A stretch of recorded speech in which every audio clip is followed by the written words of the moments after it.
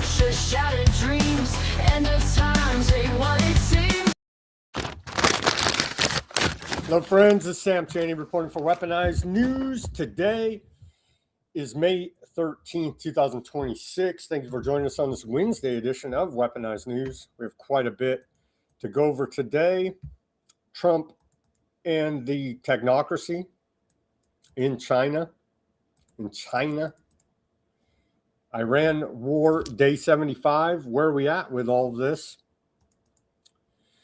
Strait of Hormuz effectively closed.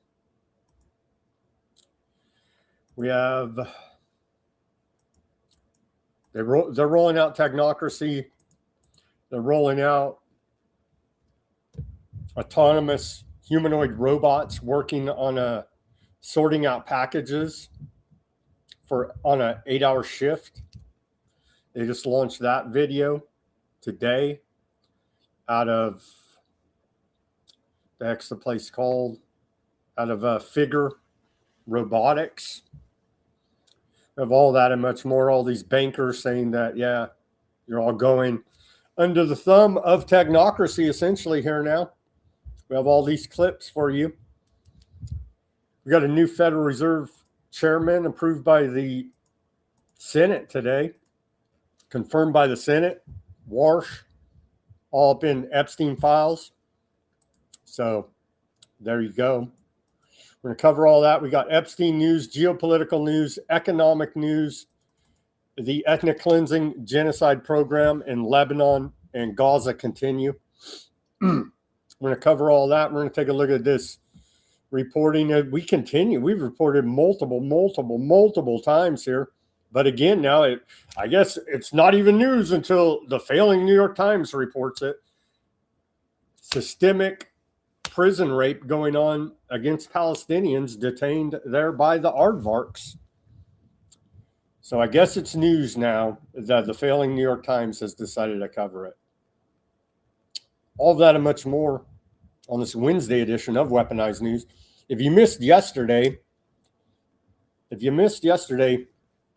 go take a look at the end, and we exposed the entire inside out, what, who, how, which, why, all of it about the bats with whistleblower insider that was working in hospitals, whistleblower nurse we had on yesterday, laid out exactly why and how the hospitals acted the way they did during the bat times. There's reports CIA whistleblower today for Rand Paul says that it came from that Fauci forced them or convinced the CIA to cover up the fact it was leaked from Wuhan. BS. All right. We're not even going to cover it here at Weaponized News because we've already covered it at the time when it mattered. I posted a short clip, went viral on Facebook earlier today, like, I don't know, 17,000 views of an excerpt from that interview yesterday. And that's how we would be every day. But we know here now, we know how it is out there on the internet.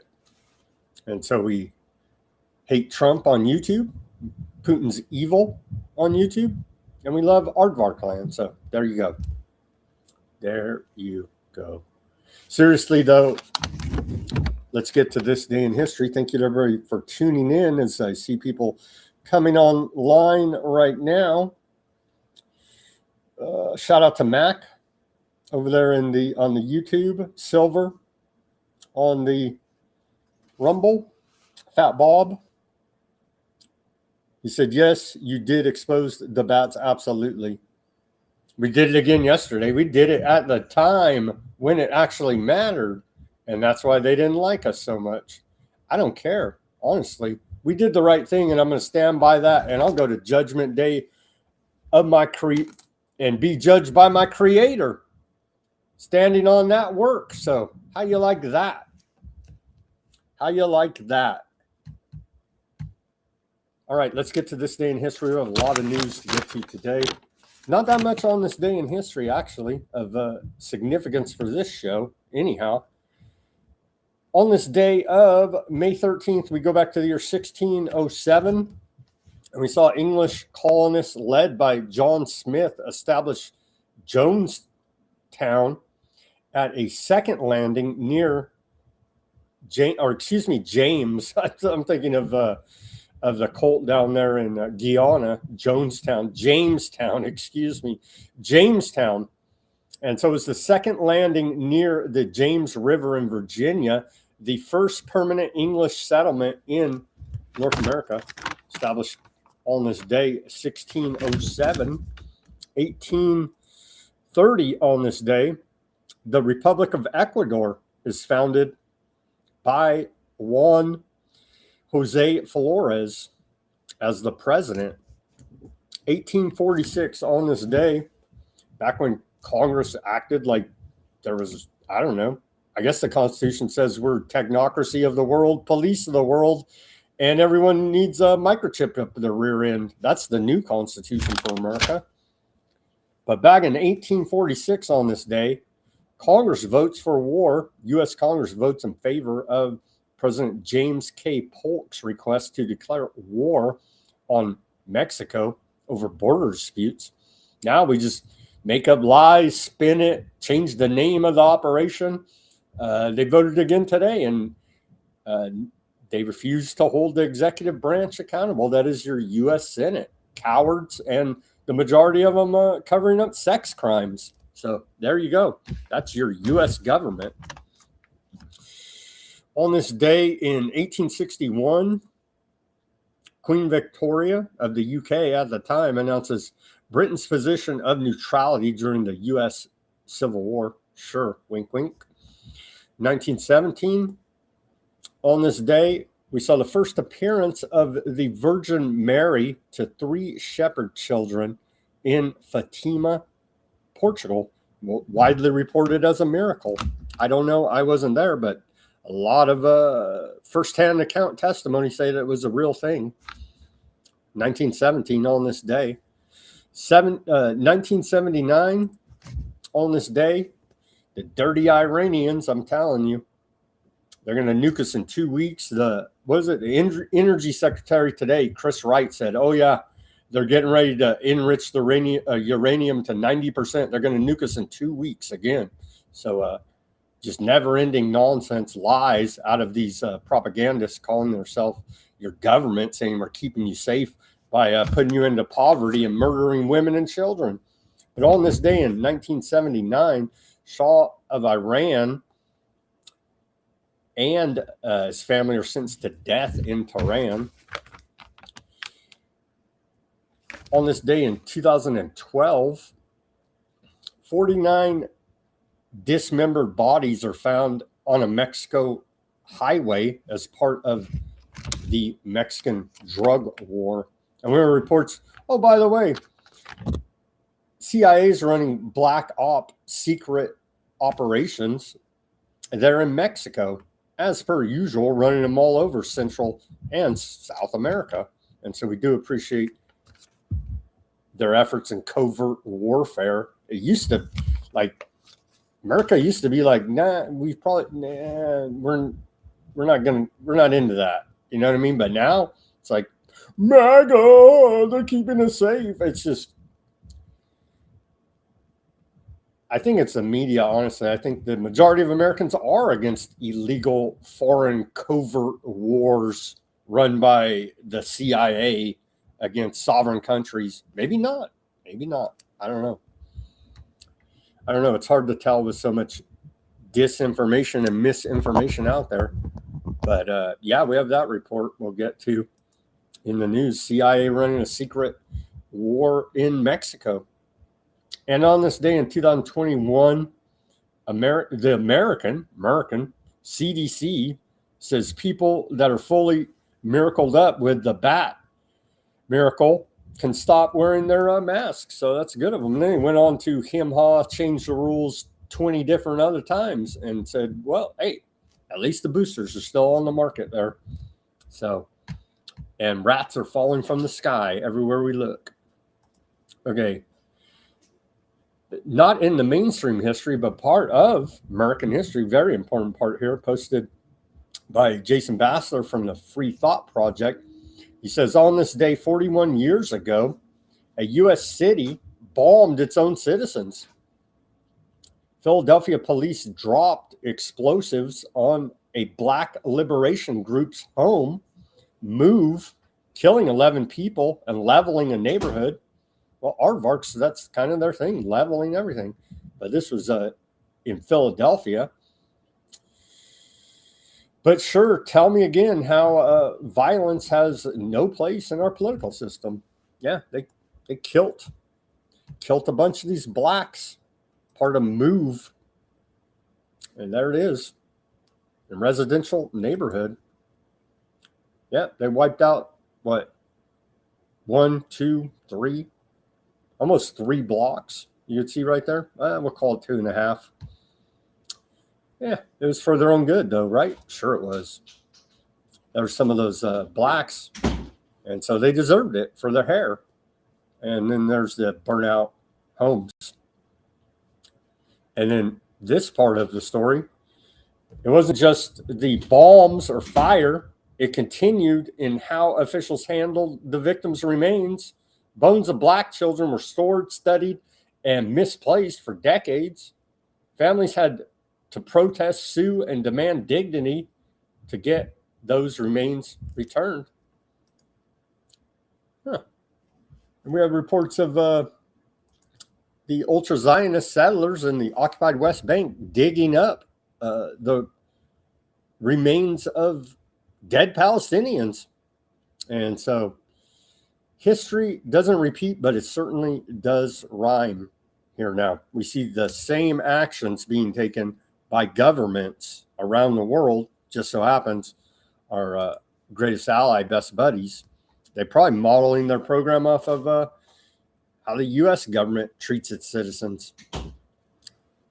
Indeed, quite tragic and horrific. On this day 41 years ago, the U.S. government bombed the Black liberation group Move, killing 11 and leveling the neighborhood. On this day in 1946, in our civil liberties history, U.S. occupying forces destroy books in Germany. American authorities engaged in the post-World War II war occupation of Germany ordered the destruction of 30,000 different books on the grounds that they advanced Nazi propaganda. Millions of books were pulped, a book industry term for destroying unwanted books. One Allied spokesperson conceded that in principle, the action was no different than the notorious Nazi book burning campaign. The good guys won World War II, bro. That's why we brought all of the Nazi scientists over here for as part of Operation Paperclip, you see. And we did the same tyranny they do. USA, bro. And on this day in 2013, part of our civil liberties history, Associated Press denounces Obama Justice Department demand for records in a letter to then Attorney General Eric Holder. The Associated Press protested the massive and unprecedented intrusion by the Department of Justice into the news gathering activities of the Associated Press. A few days before, the AP had received a letter from the DOJ notifying it that the department had obtained telephone call logs for more than 20 separate AP phone lines for a period of 2 months in 2012. The records were in connection with a 2012 leak involving a foiled bomb plot in Yemen. The subpoena was controversial because the department did not provide any advance notice to the Associated Press, which would have allowed it to negotiate or challenge it in court. The incident highlighted the fact that under President Barack Hussein Obama and Attorney General Eric Holder, too big to fail, too big to jail, Operation Fast and Furious gun running, that same Eric Holder, the Justice Department had investigated more alleged leaks than any previous presidential administration. And so the Obama administration looking out for your and my civil liberties there by turning the screws on the AP. We do appreciate those tyrannical efforts. Here's Trump arriving to a red carpet there in Red China. Segue to the news.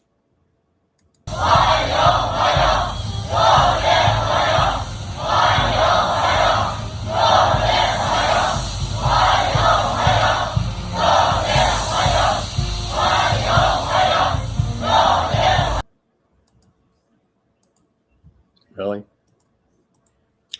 Here's the propaganda out of the White House. Hollywood level production here.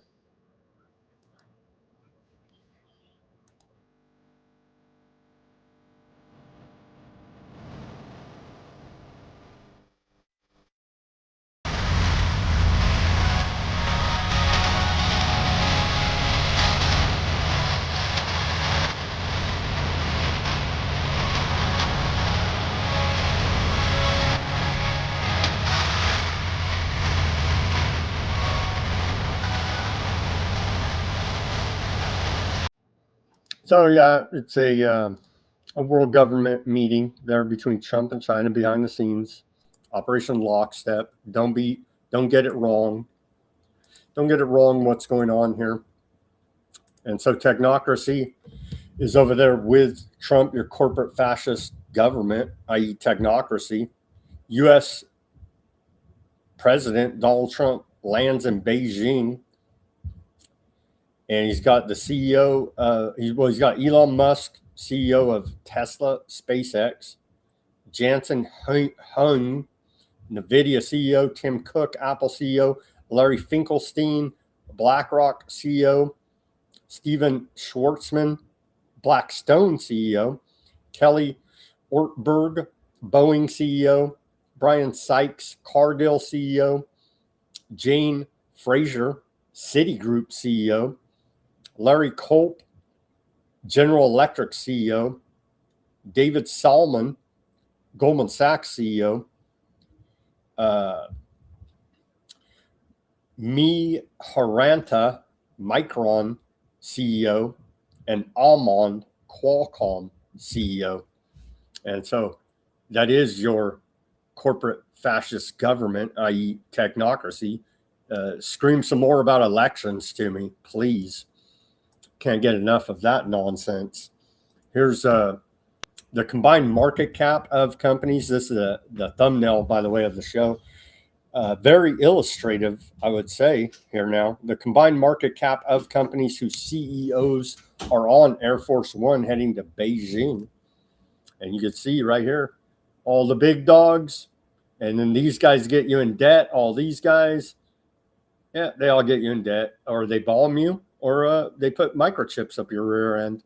And so there's the loving technocracy government of bankers and psychopaths and killers. And yeah, quite horrific indeed. They're representing the United States of America. All on one plane. Yeah.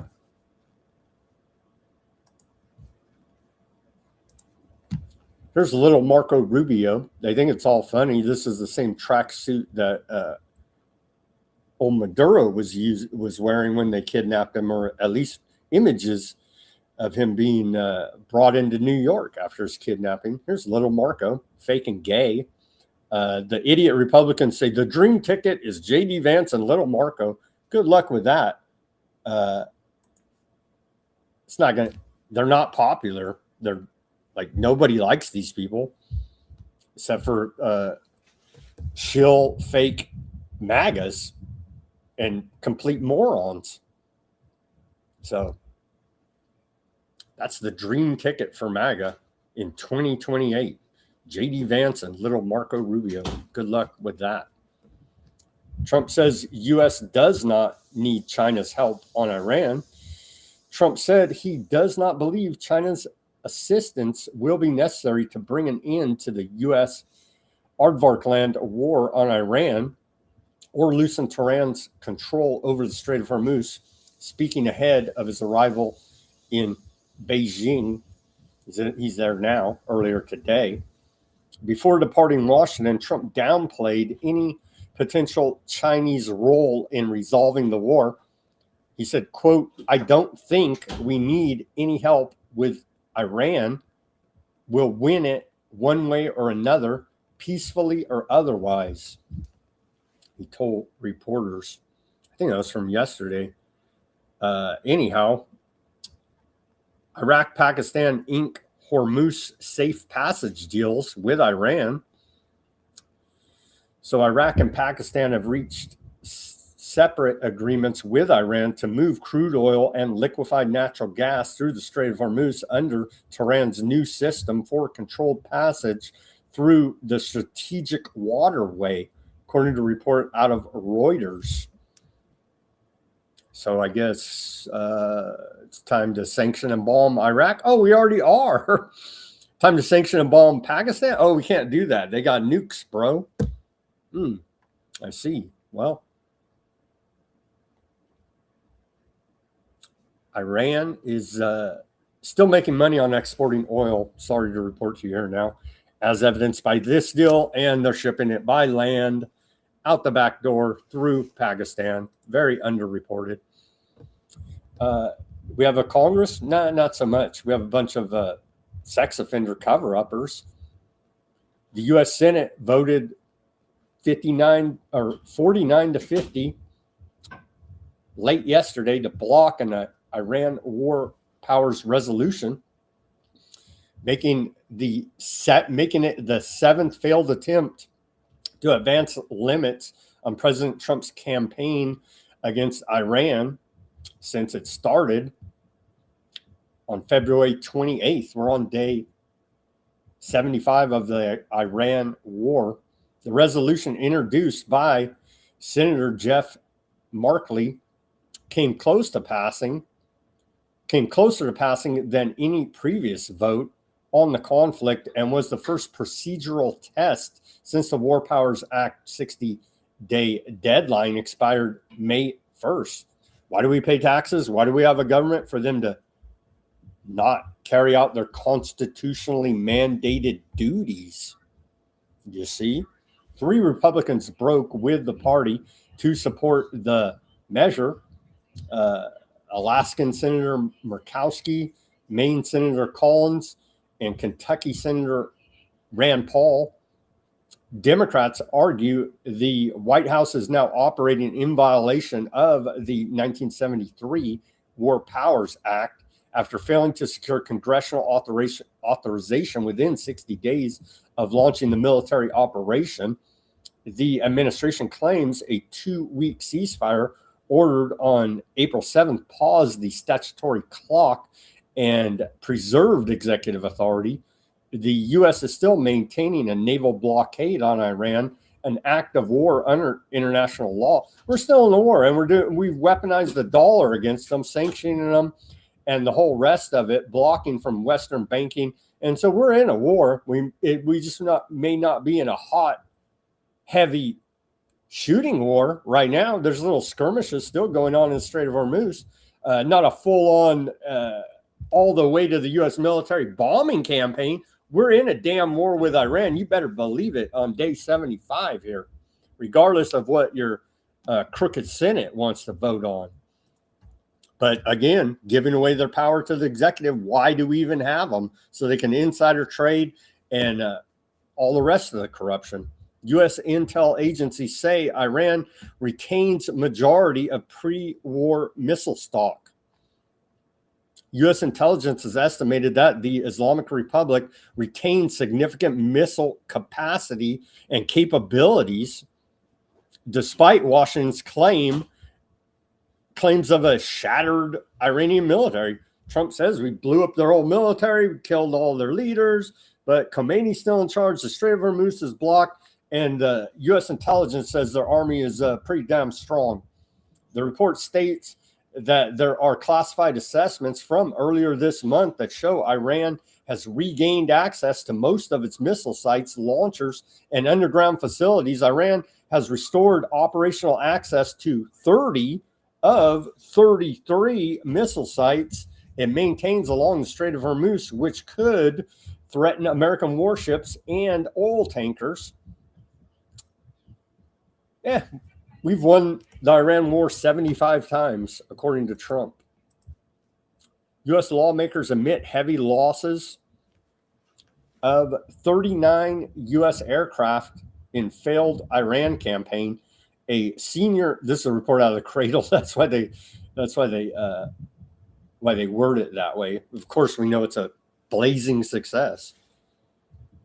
A senior U.S. congressman revealed late yesterday, that Washington has lost 39 aircraft since the outbreak of hostilities with Iran on February 28th, citing data from a specialized defense publication during a special Senate committee hearing.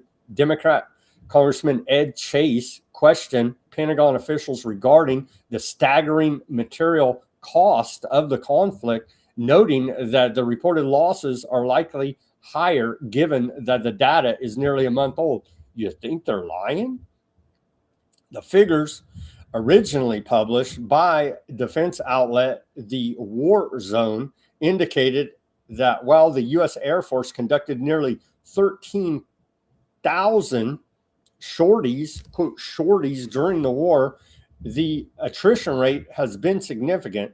The report claims that 39 aircraft were destroyed and 10 others sustained major damage, including the high-profile loss of a Boeing E-3 Century and an F-35A Lightning II fighter jet, which was reportedly hit while operating inside Iranian airspace.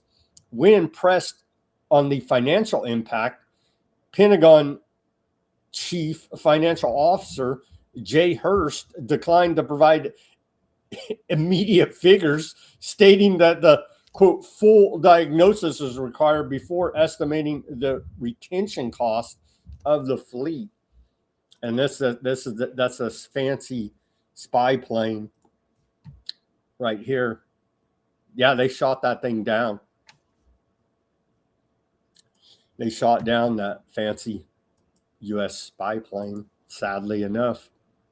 Odysee, while Trump and Merican Technocracy is in China, Odysee is in India, New Delhi. That's the Iranian foreign minister. And he's joining up with Russian foreign minister Lavrov at a BRICS foreign ministers meetings for 2 days. So they're still plotting there. They're still plotting with BRICS. That's going on right now. More from Odysee. Well, I'll just post it up here. Put it on the screen. He says, in clear attempts to sow discord, Kuwait has unlawfully attacked an Iranian boat and detained 4 of our citizens in the Persian Gulf. This illegal act took place near island used by the U.S. to attack Iran. We demand immediate release of our nationals and reserve the right to respond. So the war's ongoing in the Persian Gulf. But hey, at least the Strait of Hormuz is blocked and millions of people are starved to death. Tens of millions will go into poverty. We're seeing massive inflation here in America. Forget about the third and fourth world where those people are going to die because of this. U.S. Central Command is continuing the blockade on the Strait of Hormuz. They posted earlier today, this is U.S. CENTCOM, with their logo right on the top of the Persian Gulf, because, of course, the Anglo-American establishment must control that trade in that region. 4 weeks ago, CENTCOM began implementing the blockade against ships entering and exiting Iran's ports. As of today, American forces have redirected 67 commercial vessels, allowed 15 supporting humanitarian aid to pass, and disabled 4 to ensure compliance. Earlier this week, CENTCOM forces ensured that 2 commercial vessels turned around to comply with the blockade and communicating via radio and firing warning shots from small arms clearly demonstrated that U.S. enforcement remains in full effect. Here's a propaganda clip out of U.S. Central Command saying how wonderful it is. And it's in the Constitution, by the way, that we're police of the Strait of Hormuz.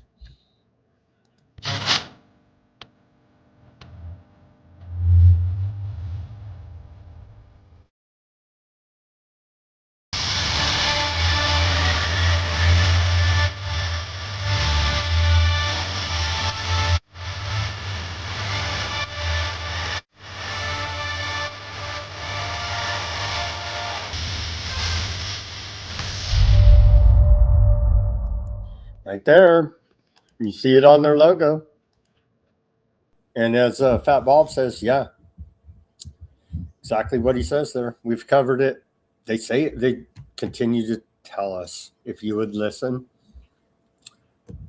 China is gaining strategic advantage from the Iran war, according to confidential U.S. intelligence report. The assessment says Beijing is benefiting diplomatically, economically, and militarily while the United States extends resources in the war. Key findings include China sold weapons to Gulf countries during the Iranian attacks. Beijing helped countries manage energy shortages after Iran closed the Strait of Hormuz. The war depleted U.S. missile and defense stockpiles, raising concerns about readiness for a Taiwan conflict. China is studying U.S. military operations and using anti-war messaging to portray America as destabilizing.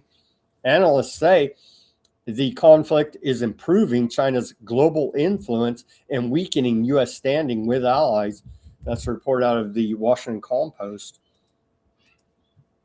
Chinese satellite imagery startup company Mazar Vision got sanctioned by the U.S. Treasury Department for tracking and publishing open source images of American bombers during the Iran war. Mazar Vision then posted the Treasury sanctions notice as a recruitment ad, essentially using it as a job perk. They said, "Welcome to join us. Read it." And so they're proud of being sanctioned over there in China by Western banking system, by the via weaponization of the US dollar. So some back and forth there between China and America. The US and China have agreed that no country should charge shipping tolls in the Strait of Hormuz, according to the State Department. The issue was discussed by little Marco Rubio, Secretary of State, and Chinese Foreign Minister Wang Yi before the big one world government meeting between Trump and Xi and all of the technocrats. And that's a report out of Reuters. New Chinese companies have discussed secretly selling weapons to Iran through third parties to hide the shipments, according to U.S. intelligence. Officials aren't sure whether any weapons were actually delivered. U.S. intelligence previously suggested China may consider sending MANPADS, portable anti-aircraft missiles, to Iran. Officials also say China has already helped Iran with intelligence, satellite support, and dual-use technology used for drones and missiles. And that's a report out of the failing New York Times. We'll get to more war news in the geopolitical second half of the show here now for you. Back to some domestic news. Report out of Drop Site. It's being widely reported, actually. The FBI has assembled a team of agents internally called the, quote, payback squad, tasked with pursuing political targets set by the Trump administration, according to a new report from Notice. One such target is reportedly former CIA Director John Brennan, who is expected to be indicted in the coming weeks. His indictment is part of a larger criminal case being built by the FBI that seeks to charge former top government officials with a, quote, grand conspiracy against President Trump.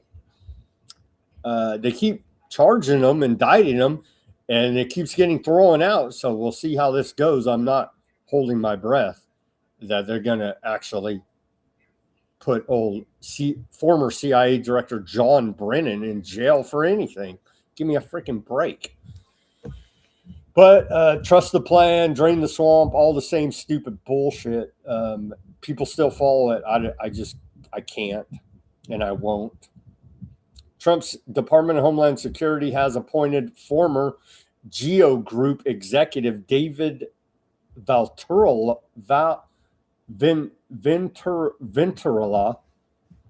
as acting ICE director, placing a long-time private prison industry figure in charge of the agency overseeing mass deportations and deportations. We're not getting mass deportations. We are getting the profiteering from enforcing U.S. immigration law into private hands. You see how they do it here now. That is technocracy. That is your corporate fascist government.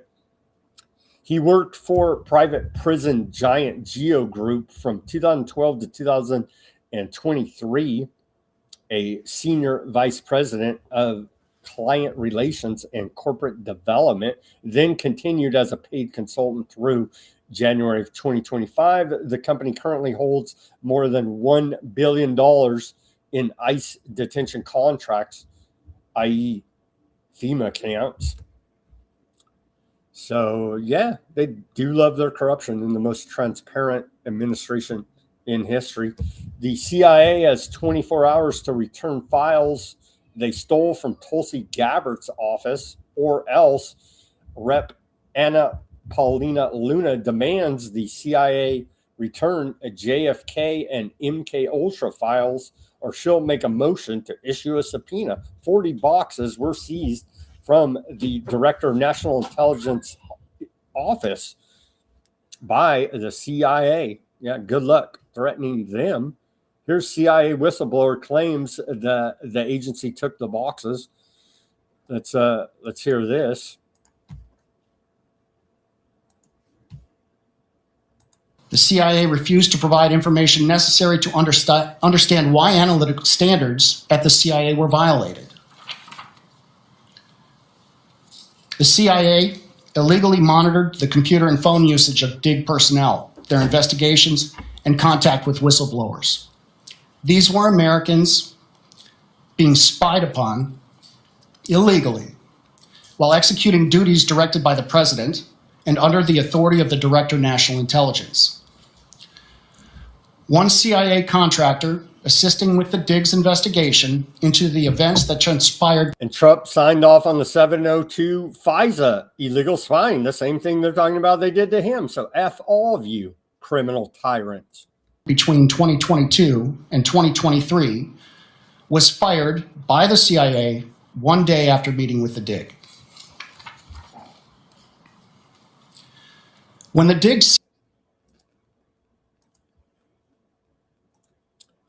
They're not getting the deep state because it's the government, bro. Get it through your friggin' heads, MAGA. I know our audience knows that, but it's just so frustrating. It's got to be fake, or these people are just, they're shills or idiots. I mean, take your pick at this point out there on the internet saying, we love the government so much. They're closing Alligator Alcatraz, maybe, i.e. a FEMA camp. It's official. Alligator Alcatraz, or the internment camp in the Everglades, is closing. From the day that they announced that abomination, we got to working. Who's that? That's some Democrat Congressman Maxwell Frost there. Hey, it may work to our advantage. We're definitely not getting mass deportation, so maybe if they can shut down the FEMA camps to save the illegal aliens, I'll take it at this point. We're so deep into this technocracy. Here's King of England. Like, who could take this clown seriously? Jimmy Savile's best friend here now. They're rolling out digital ID there in the UK. You're not going to have a choice. Keir Starmer is going to step down, it appears. But here's Jimmy Savile's best friend. My ministers will also proceed with the introduction of digital ID that will modernize how citizens interact with public services. So they're going to get the hard technocracy first there in UK and the EU, but they're rushing as fast as they can to implement it here. Here's Canada's Warren Buffett, Bruce Flatt, CEO of Brookfield Corporation, says, watch this video. They had a big technocracy conference, how wonderful all this AI really is. They said fake king. Yeah, he's not even English on the YouTube. I don't think he's human. And we still are, and for the next 10 years we will be rewiring the global economy to lay the networks that we laid before, which were highways, utilities, railways, and now we're laying cloud, artificial intelligence factories, and data centers. And the fundamental basis, that's what's happening. So there will be $10 trillion from power, AI, factories, data centers, and fiber build-out. Are all these guys reptiles? They may very well be on the YouTube. They say reptile. This dude, especially Milken, right, at the Global Milken Conference, global conference at the Milken Institute. Maybe all these guys are reptiles. I don't know. They don't act human, though. Laid to basically rewire the world for the new economy that's coming. And it's been slowly coming. Like you end up, things happen and you think they're too much, but we're just rewiring the world. And that's probably the most fundamental thing that's going on in the world. It's going to be the most important thing for the next 2 years. So I think the important thing is, don't think that this is it too much hype? Yes, there's always too much hype in some different thing, but we're just rewiring the world, and there's going to be enormous investment, and it's not 1 year, 2 year, it's 10. So I can see Denver's a big fan of the Milken Institute over there on the Rumble. Thank you for tuning in there. Here's some more from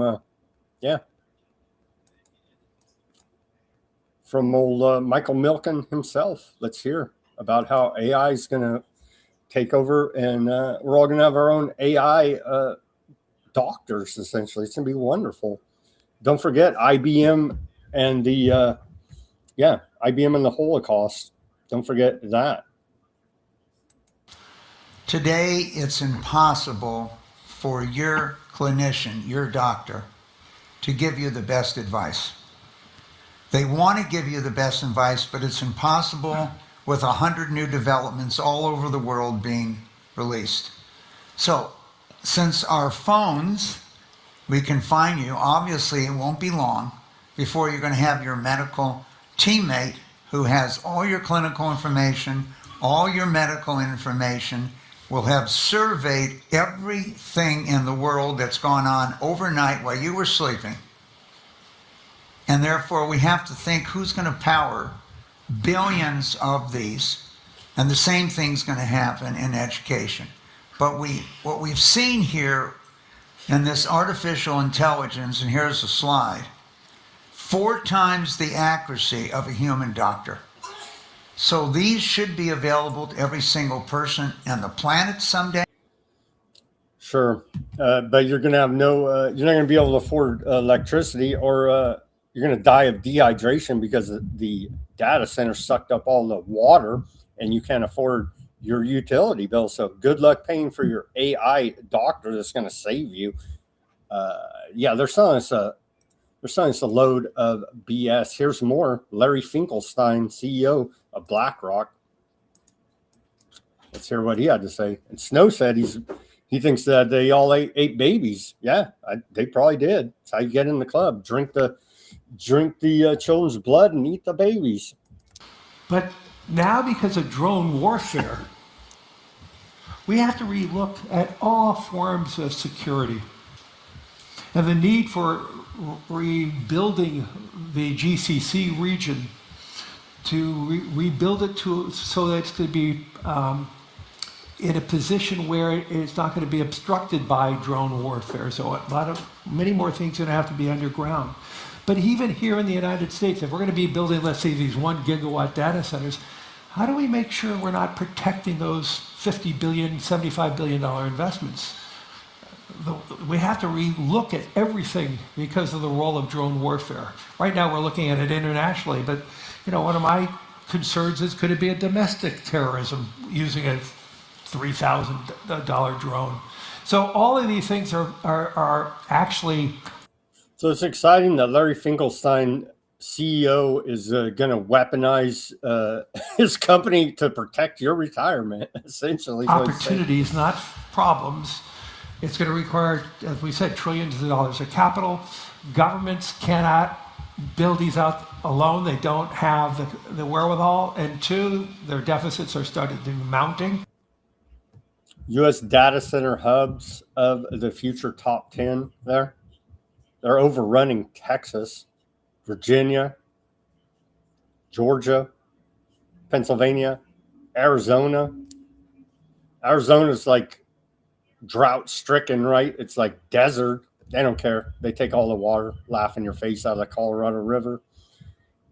Ohio, Vivek Ramaswamy country there, Mr. Technocracy. J.D. Vance country as well. Technocracy has Ohio locked down. Illinois, I'm not supposed to say the S, Plutonium said, because California doesn't know how to pronounce it. I guess it's Illinois and leave the S off. California, where I'm at, yeah, we do. Silicon Valley. So we do love our technocracy here in California. Utah, they have that giant NSA base, and they're building what, 60 plus square mile data center. Who needs water in Utah anyway? And then Oregon bringing up the rear of the top 10 data center sites there to enslave us all. It's exciting future. And then here's well, I guess they don't need us anymore, because here is Figure Robot working on an 8-hour shift, and they streamed it. They streamed it live here on the X. Watch a team of humanoid robots running a full 8-hour shift at human performance levels. This is fully autonomous running Helix 02. So there you go, sorting out packages right there. And that's the day live right now, and you can see coming up on the 8 hours there. And they got videos where a robot will come replace the battery, or the robot will go charge its own battery and get a replacement battery and keep working. So, but there it is. They don't need us anymore. I think they told us enough times in enough different ways. And now they're showing us. Now they're showing us their wowzers. On to this clown, head of counterterrorism, I guess, senior director of counterterrorism, Sebastian Gorka. What a traitor this piece of garbage is. He says, if you're planning to kill Americans, we will find you and we will kill you first. Let's watch this. Because there's fallout now. There is fallout. People are questioning this report, the U.S. counterterrorism strategy. Well, they're saying that they're going to target anybody that's not MAGA. So if you're not retarded, then they're going to come after you, I guess. If you're not a paid shill or work for the government. So the government's declared war on the people here now. MAGA loves it, apparently. There are things within our laws that you are not allowed to say, right? The freedom of speech does not extend to inciting violence or threatening the lives of specific. But the government, all they do all day, every day, is incite violence and threats against us. by the use of force if we don't comply with their tyranny. Oh, but they're the good guys. Tell me again. Individuals. That is not permissible. Beyond that, we will map. We haven't talked much about it, but if you read the counterterrorism strategy, it's a very clear document. We don't shy away from telling the world what we're going to do. We are going to map out these individuals. We are going to identify them. We're going to find this is, God bless Scott Besson, Cash Patel, yes. AG, the acting AG. Thankfully, they keep the Epstein file cover up going. My gosh. Large money, the money trail. The money trail is the most important thing. You look at these from the river to the sea, bring the Intifada to the streets of America. It's so interesting. You're on the campus of Berkeley, or you're on the streets of New York, and everybody has exactly the same placard, printed the same font. That's a little bit strange. So, I can't discuss, ongoing operations, but the importance of malign foreign actors who leverage domestic fellow travelers. We lived this for 40 years during the Cold War. We will get to the bottom of all of it, whether it's the Singham network, whether it's Iran, whether it's Russia, whether it's anybody else. Well, Aardvark land. Oh. Our mission is to uphold the Constitution and at the same time... That's a traitor right there with a thick foreign accent telling you about how they're going to enforce counterterrorism here on Americans, anybody against MAGA. So, yeah. Again, they lay out, they say here now, they're going to target anyone that's anti-American, radically pro-transgender, or anarchists. So there you go. There you go. Part of the new 2026 counterterrorism strategy. But if you're Aardvark land, committing genocide, ethnic cleansing, they love all that program. And if you even talk bad about it, I guess they're going to come after you. So, my gosh. Suppressing anti-war protesters on college campuses. That's where we're at here with this tyranny to prop up Aardvark land genocide in America. It's truly disgusting. On to Epstein reporting now. But it's bigger than Epstein. We've always said that it's part of the Babylon mystery religion, Illuminati, whatever you want to call the cult here now, that all of these quote elitists are into. Here's a clip out of Bohemian Grove. It all blends together here now with their depravity, human sacrifice, and the rest of their dark occultic rituals. Divers probe Russian river near infamous top secret Bohemian Grove in Northern California. A scuba diving team searches California's Red River just outside the elite retreat, employing metal detectors and submersible drones, even finding bones on the shoreline. They say, we sure hope it's animal bones and not children's bones. Let's watch this short clip. Those might be some Grovers over there. How you doing? There's like a trail to the Grove right there.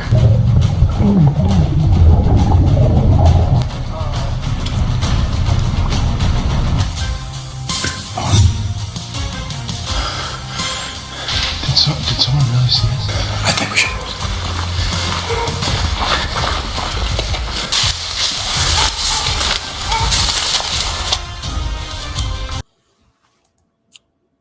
And these guys, they posted it on YouTube. They're called, their YouTube channel, if you want to watch all their reporting on Bohemian Grove, this latest adventure they went on, is called Depths with an S of History on YouTube. Depths of History. And I think I might go check out what else they got there. That was a short clip. Here's old Palm Beach Pete Says he's going to take a DNA test to prove he's not Epstein. Hey guys, it's Palm Beach Pete, and something's really been bugging me lately. Like, enough is enough. I'm announcing that I'm taking a DNA test, and that will put all rumors to bed. That's a major thing. Stay tuned. Peace out from Palm Beach Pete. Hey guys, it's Palm. You can believe his test results on that DNA test, sure. Sure you can. Here's a report out of Bloomberg. They say Jeffrey Epstein built a network of elites across finance, politics, and academia by analyzing thousands of documents. Bloomberg mapped its reach and how it widened even as allegations against him accumulated. Yeah, they're like, oh, he rapes kids? Well, yeah, it's kind of our club thing. Could you please give us your name? Jeffrey Epstein. Jeffrey Epstein was a prolific pedophile and sex trafficker with dozens of victims, many of them young and vulnerable women. Ghislaine Maxwell is the only person currently imprisoned for her role in this illicit operation. Other people mentioned in the Epstein files released by the U.S. Justice Department have denied wrongdoing, and few have even been the subject of any legal proceedings. Both before and after Epstein's 2008 conviction for solicitation of prostitution with a minor, the disgraced financier built a network of elite influence across finance, politics, and academia. Bloomberg has analyzed thousands of emails and documents to map the size and reach of his network, and to understand how he was able to build and sustain such influence, even as the allegations against him accumulated. It shows how influence operated. Built through access, sustained through favors, and exchanged through relationships and constant transactionalism. Epstein's correspondences reveal how he operated at the center of an elite network, frequently acting as a go-between and leveraging those ties to grow his influence. While appearing in Epstein's network does not in itself imply any wrongdoing, the disclosures have prompted resignations, investigations, and renewed scrutiny. As I say it kind of does. It kind of does imply wrongdoings. Let's be honest. well as public backlash toward powerful figures perceived to have enabled him. Perceived? They're being pretty soft there at Bloomberg. Snow said in regards to the Bohemian Grove, Bohemian Grove has ancient Canaanite and Babylonian connections. Indeed they do. Here's another report. Becca Day here now. More Epstein reporting. Okay, so you guys remember that article I told you guys about, the Cipriani's is the real Comet Ping Pong?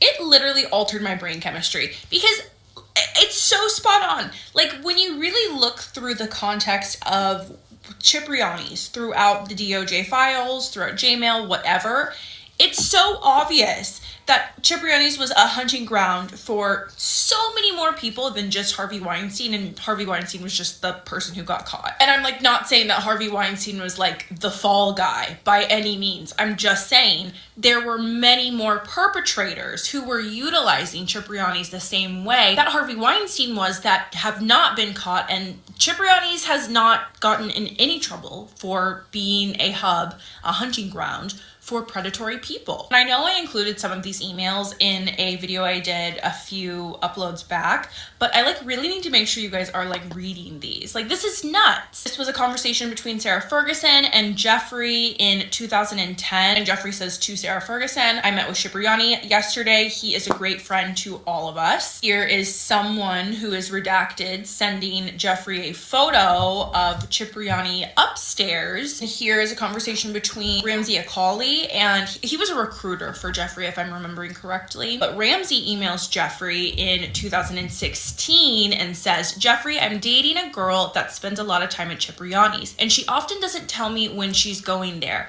As you know, it's a great place for girls to meet sugar daddies. Should I be concerned? Here is a conversation between Jeffrey and a victim or co-conspirator. Jeffrey says to this person in 2012, all the girls are going to Cipriani tonight.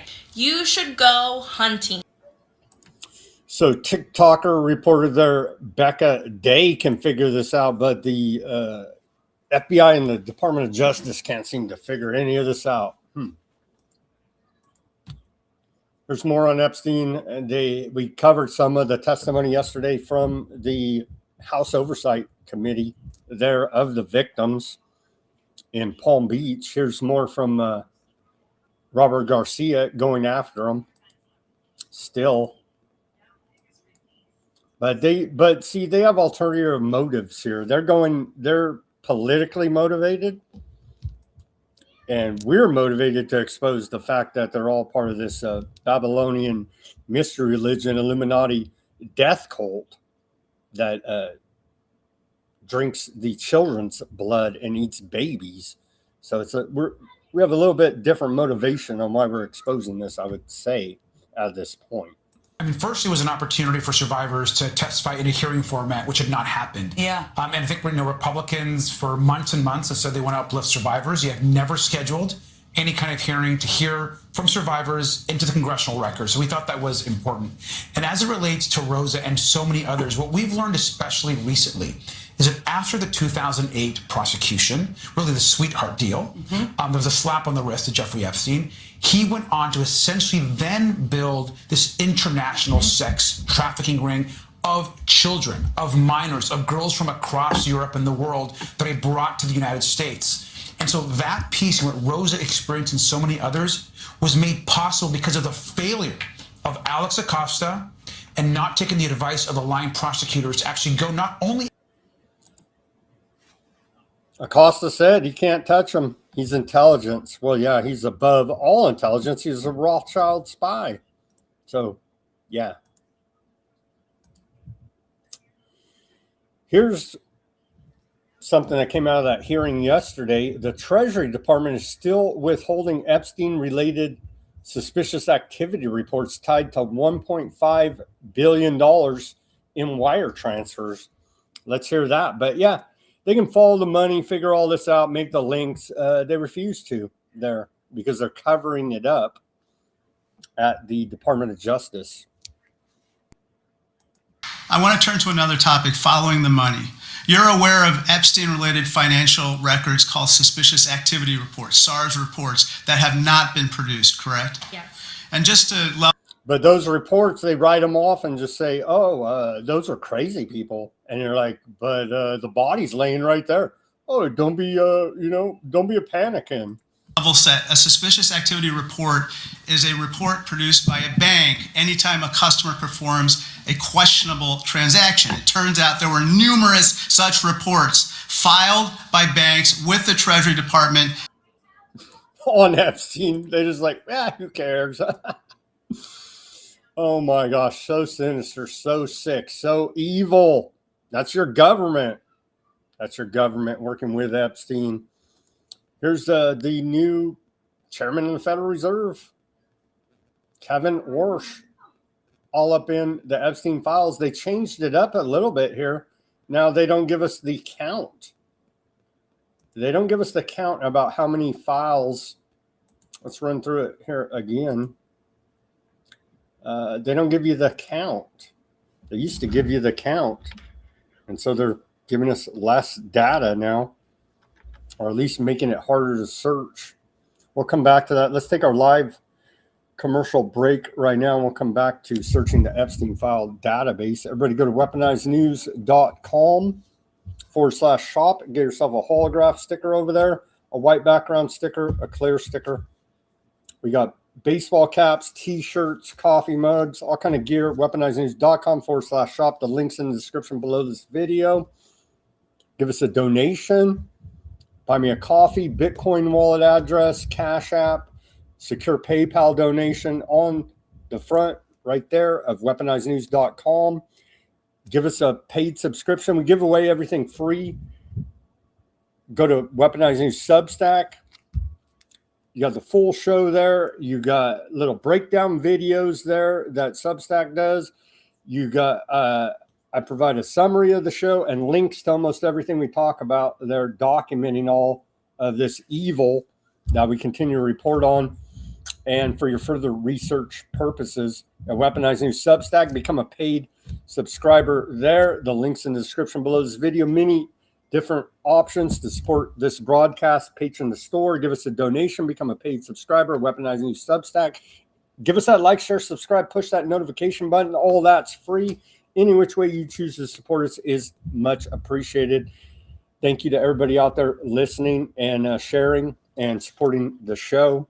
weaponizednews.com/shop. We appreciate it. And hey, yesterday's show was a barn burner, man. I'm telling you, the last half, whistleblower nurse exposed the whole thing, the whole bat thing from inside a hospital, laying it all out. So if you didn't know, go check out the, I'd say like the last 45 minutes, hour of yesterday's show. And it's all there. It's all there.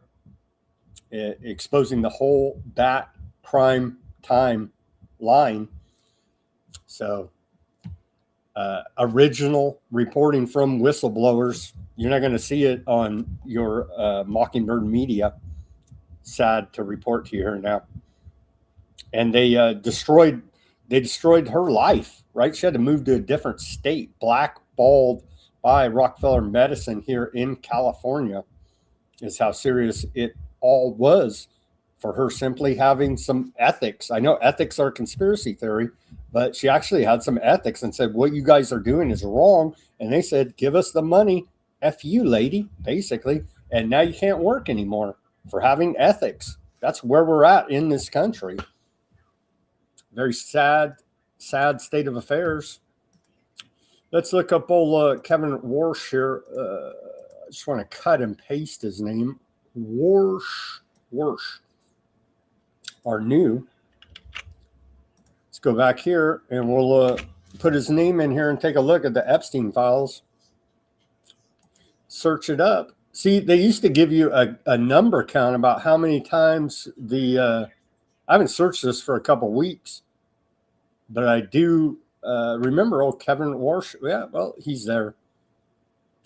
He's there in the Epstein files, as we would expect. That's a qualification to work for the central bank cartel, the Federal Reserve there. But they don't give you the number of files the name appears in, as they did once here at the DOJ Epstein file search website, justice.gov/Epstein, and you can go do your own searches there. I advise everybody to continue to research and continue to expose this. Okay, moving on to the economic section of the show. Per the Federal Reserve, 63% of Americans say they can cover a $400 emergency expense. Wow. And I guess what's the difference there? 37% can't. So on the other side of that, can't cover a $400 emergency. Yeah. We're in the golden age. Indiana residents are facing monthly electricity bills of $600 to $800 with some of the steepest rate hikes in the United States, according to a report out of More Perfect Union. Well, you'll eat data and be happy. You know what I mean? And so, yeah, here we go. Kevin Warsh approved today by your treasonous Senate there. Nomination of Kevin Warsh. He got 54 yays and 45 nays. And so he's going to be the 17th chairman of the board of governors of the Federal Reserve System. It's all evil. It shouldn't even exist. And so we should abolish the private central banking cartel above government, according to former Fed Chairman Alan Greenspan. And so it needs to be abolished, and the issuance of currency and credit needs to be put back underneath the United States Treasury Department so we can have some sound money, or the never-ending wars and poverty brought about by the Federal Reserve will continue. You see, the tyranny will continue until we get rid of the Federal Reserve, because they can print money at will and corrupt anyone and everyone. And that's the program we've been living under here in America since 1913. Abolish the Federal Reserve. The biggest fraud that the world's ever known. But they're touting anti-fraud task force czar, Mr. Technocracy, J.D. Vance, who in and of himself is a giant fraud. Changed his name 3 times, doesn't know much. He licks his finger, puts it in, sticks it up. Any which way the wind blows, this guy will tell you a lie to satisfy your hunger for being lied to by the government. And so how anyone can believe any of these lying politicians is beyond me, but yet somehow, some way, we're here. Anti-fraud task force cuts off $1.4 billion from home health hospice providers suspected of fraud. Whoop-de freaking do. And they're acting like this is a great victory. I guess it is. But again, the government wouldn't be able to spend this money in the first place if we didn't have the private Federal Reserve. You understand? And so they never, like everything, they never will solve the problem. We just eat around the edges of the symptoms of the problem, which is overwhelming fraud and corruption in this country, i.e. the Federal Reserve. And usury, too, by the way, for you good Christians out there and Muslims, is a sin. But for aardvarks, they love it, usury. You see the problem here now. So, yeah, $1.4 billion in federal funding was caught as fraud in operations launched in California, Minnesota, and other states. And this guy's a giant fraud. So imagine the irony there. And they say, let them eat data. Here's a let them eat data moment. Quick refuel in Alaska. Eric Trump's going, representing the Trump organization there in China to make some insider deals and profiteer even more off of his father's presidency.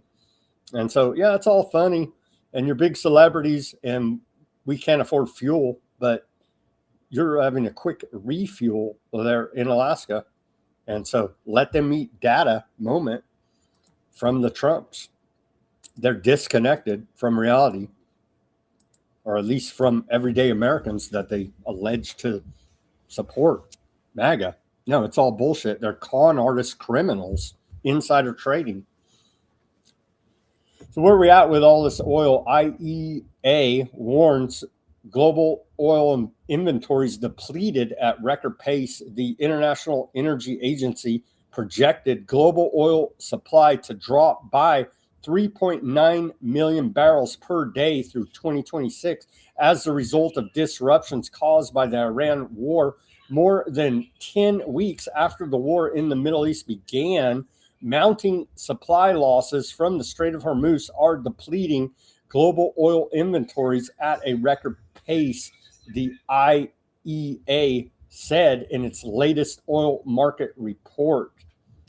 Again, millions of people in the third and fourth world are going to starve to death because of this, and tens of millions are going to be put into further poverty, according to reports out of the UN. As we continue to report, OPEC cuts 2026 oil demand forecast amid war on Iran. OPEC today revised down its outlook for global oil demand growth in 2026, aligning with other forecasters, including we just reported there, the IEA, which have lowered expectations amid the impact of the Iran war.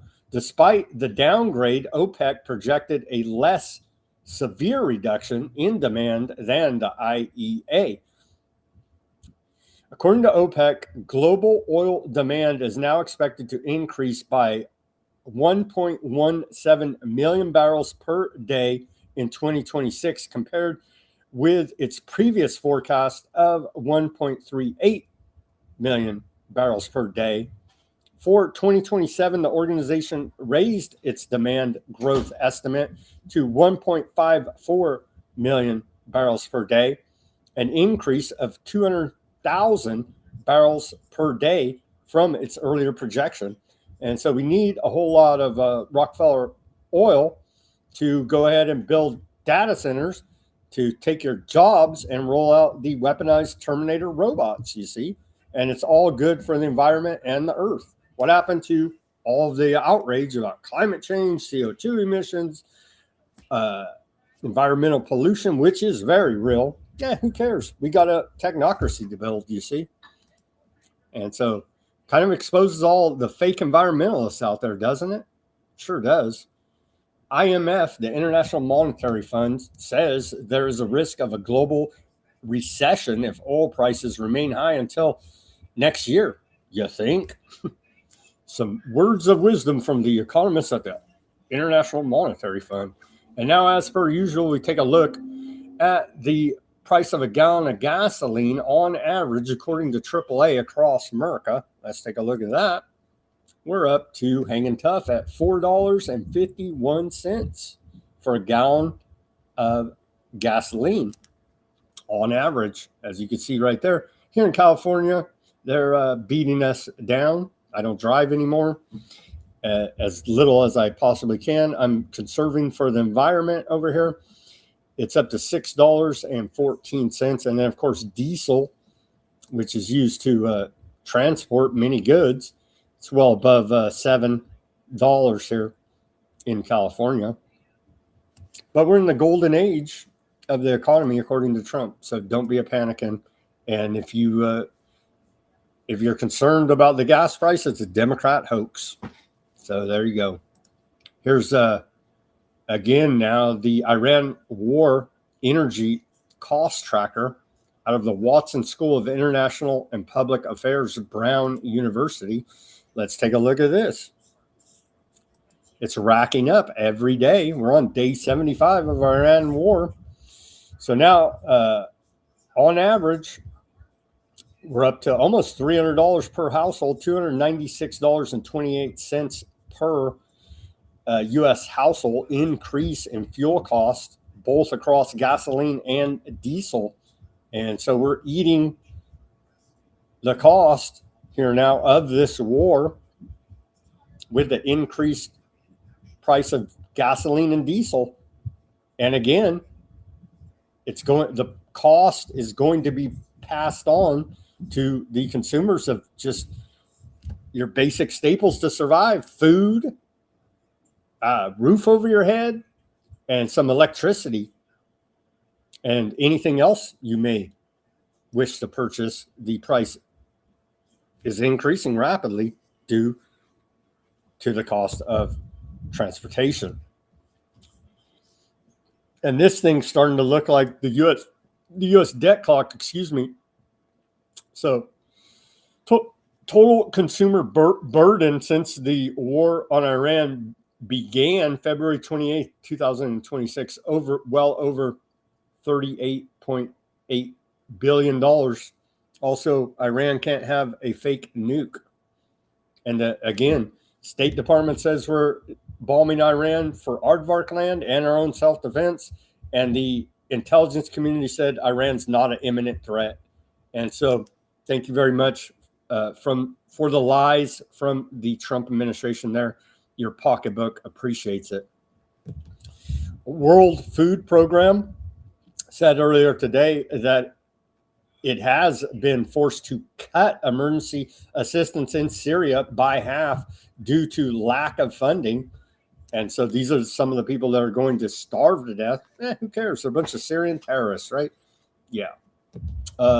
The World Food Program said in a statement that the number of people receiving emergency food aid in Syria dropped from 1.3 million to 650,000 in May, and that its operations have been reduced across all 14 governments down to 6 now.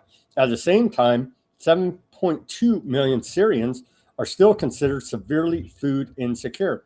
They got Al-Qaeda as their president, so I mean, everything's great there in Syria. That's a report out of the Cradle. Here's Lavrov, foreign minister out of Russia. He says 2026 began with the U.S. invasion of Venezuela and armed aggression. Well, it's he's speaking in Russian, but we do have English subtitles. Let's hear what old Lavrov had to say about all this.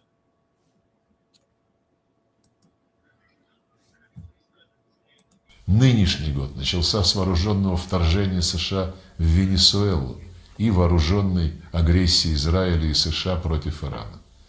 Продолжается грубое надругательство над международным правом на Украине, где киевский режим при поддержке своих западных спонсоров проводит откровенно нацистскую политику, законодательно запретив русский язык и каноническую украинскую православную церковь в прямое нарушение Устава ООН и многочисленных конвенций, требующих от всех государств уважать языковые, религиозные и прочие права человека. В отношении государств, защищающих свой суверенитет, проводящих национально ориентированный внутри- и внешнеполитический курс, развернута полномасштабная юридическая война. Направлена она и на откровенную фальсификацию истории. Нынешний год начался с вооруженного вторжения.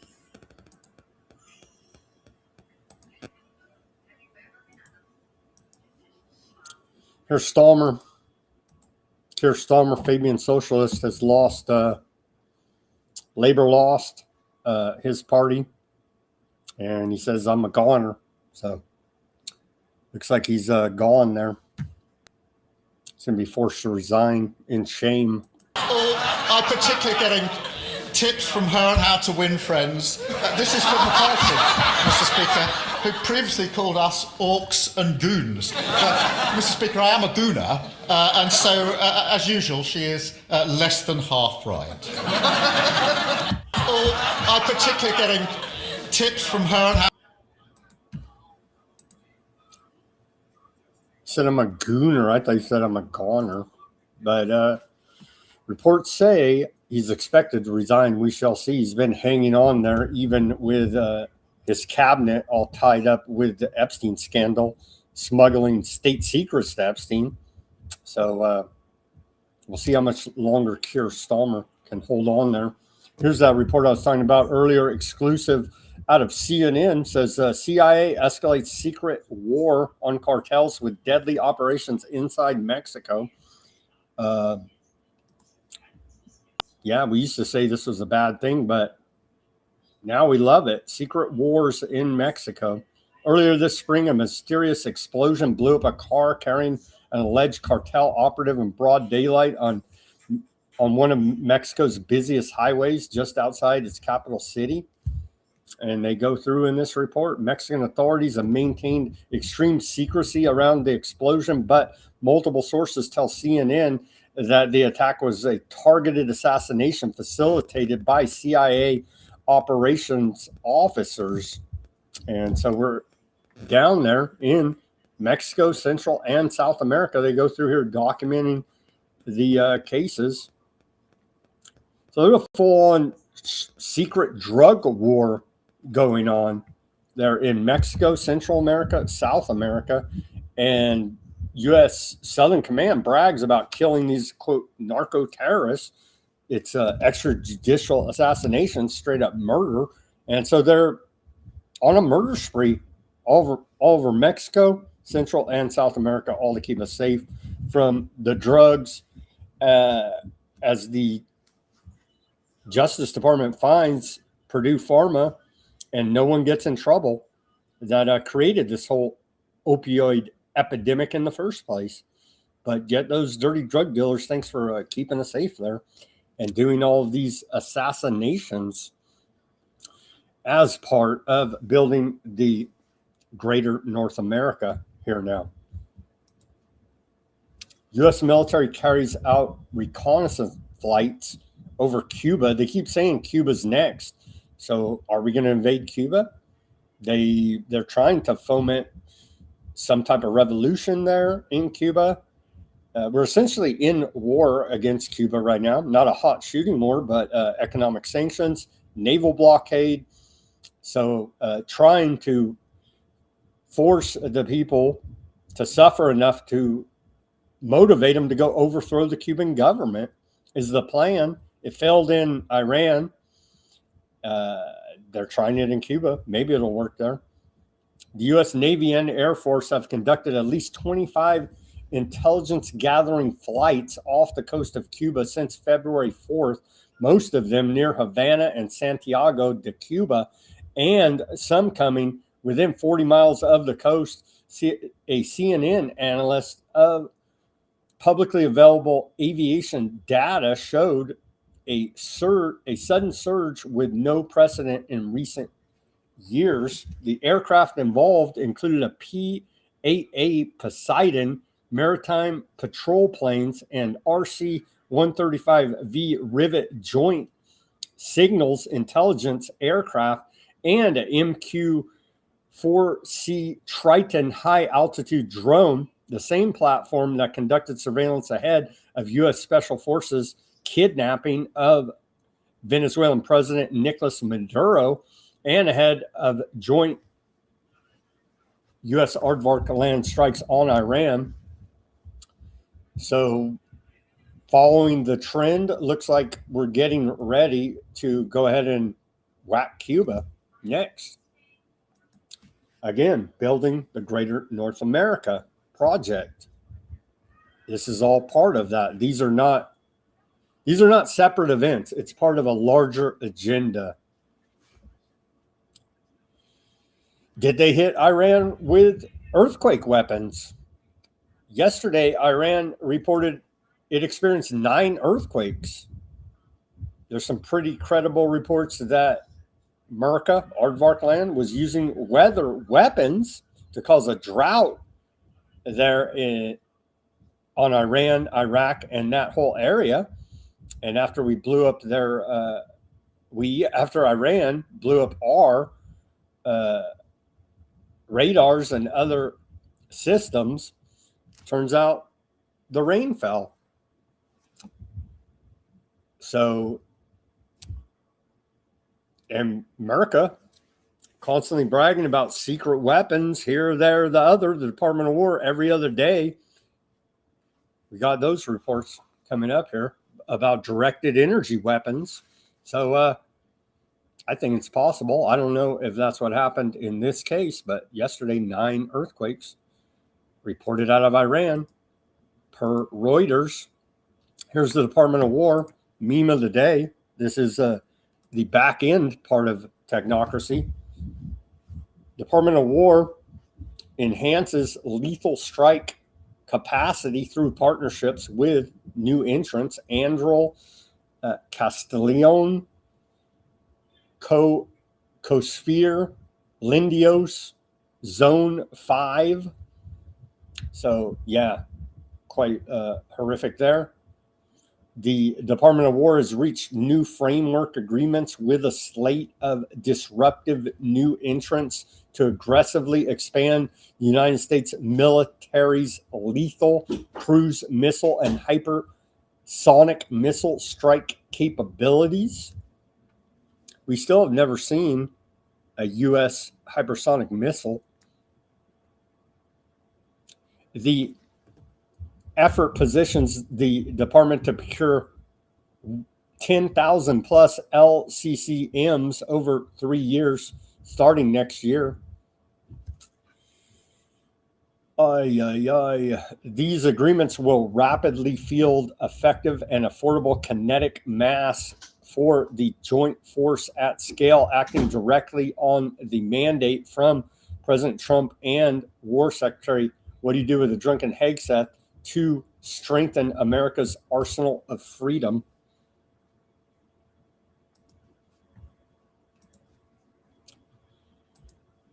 And it's all fun it's all fun until they weaponize these robot dogs, which they've already done. The defense patent holiday effort lets firms explore military technologies for commercial and defense applications without fees. And so, yeah, it's all fun. It's all wonderful there. As we continue to report, the War Department gave these insiders access to all these patents for weaponization. So they're trying to turn everything into a weapon now. The old days are over. CDAO is looking for a chief AI architect to help lead the charge, ship real AI capabilities to warfighters, and have the authority to get it done. Job posting coming soon. So you could be you too can work for the Department of War and carry out technocracy here. Now they're looking for a ship real AI head there, chief AI architect to lead the charge, build ship scale. And so you could be a part of the extermination of humanity there out of the Department of War. Job posting right there. Again, I'll post all the links at Weaponized News Substack. You may want to apply to be part of this evil, because you can be anything in America, as they tell us, right? Here's Assistant Secretary of War, Mike Dodd, and he sure does love posting his bombing videos and his directed energy weapons videos. Here he says, modern problems require precise solutions. The U.S. Air Force just leveled up the MQ-9 Reaper, successfully testing APKWS laser-guided rockets to take down aerial drones. By turning surface-to-surface weapon into a drone killer, we're driving a lethal, cost-effective innovation. And then I think the logo here kind of says it all. And remember the Nazis? They had the death heads on their little caps. And so same program going on here. Sad to report to you out of the Department of War. And then here's Trump posted this. He wants you to go die in a legal foreign war of aggression for Aardvark land. I want you. There you go. The classic Uncle Sam. Pay your taxes or die. Trump posts a version of the iconic World War I, I want you, U.S. military propaganda photo. So yeah, every American wants to go die in an illegal foreign war of aggression for more Aardvark land power. That's what the Constitution says is our duty. Here's ADL CEO Greenblatt. Says if you're anti-Zionist, you're anti-septic. And they continue to conflate all of this. If you're an anti-Zionist, you're an anti-Semite. Jews, again, we're 2% of the population. We are more than, I think, 55% of. If you say anything, they target you, go after you, ruin your life. And you're like, but I just said don't kill children. They're like, that's enough. You're anti-septic. This is a good one right here. It says, I'm a goy and I'm a Zionist. Well, talk about a sellout. Man, this guy right here, CEO of Alex Springer, a suspected CIA front, information liberation, said in his post here, Chris Meehan, he said, declares himself a Zionist to the World Aardvark Land Congress, then calls for censorship of social media and the exclusion of antiseptics from wherever legally possible. Let's watch this clip. And so talk about a sellout. Now it's kind of long, 6 minutes and 20 seconds. So I guess we won't play it. But here's the dude. He's a goy Zionist. I don't think he understands, but I think he does because he's a sellout. But if you're going to watch that whole clip at the Aardvark World Congress, then it'll be a Weaponized News Substack, or just go to X information Info Lib News, Information Liberation on the X. And you can see all of his great reporting. Not many people are doing it actually out there. Very well documented. There is no Aardvark conspiracy, but they have meetings like every day, every other day, weekly. They have the Aardvark World Aardvark Land Congress, but yeah, nothing to worry about there. And Goys proudly proclaiming their allegiance to Zionism. So nothing to worry about there, I'm sure. Here's a Shadow President of America, Bibi. He says, together we will win. Posted this video of his war crimes. Even he can't stop. There's something about Aardvarks that they're compelled to post their war crimes on the internet for the world to see, and then yell you're antiseptic when you point out that's evil. That's where we're at in all of this nonsense and evil. It's straight up evil what they're doing. If they don't have a strong prime minister, you might not have Israel today. You have a wartime prime minister at the highest level.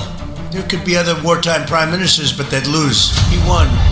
And I think the people of Israel appreciate it. I think a lot of the people in the world appreciate it.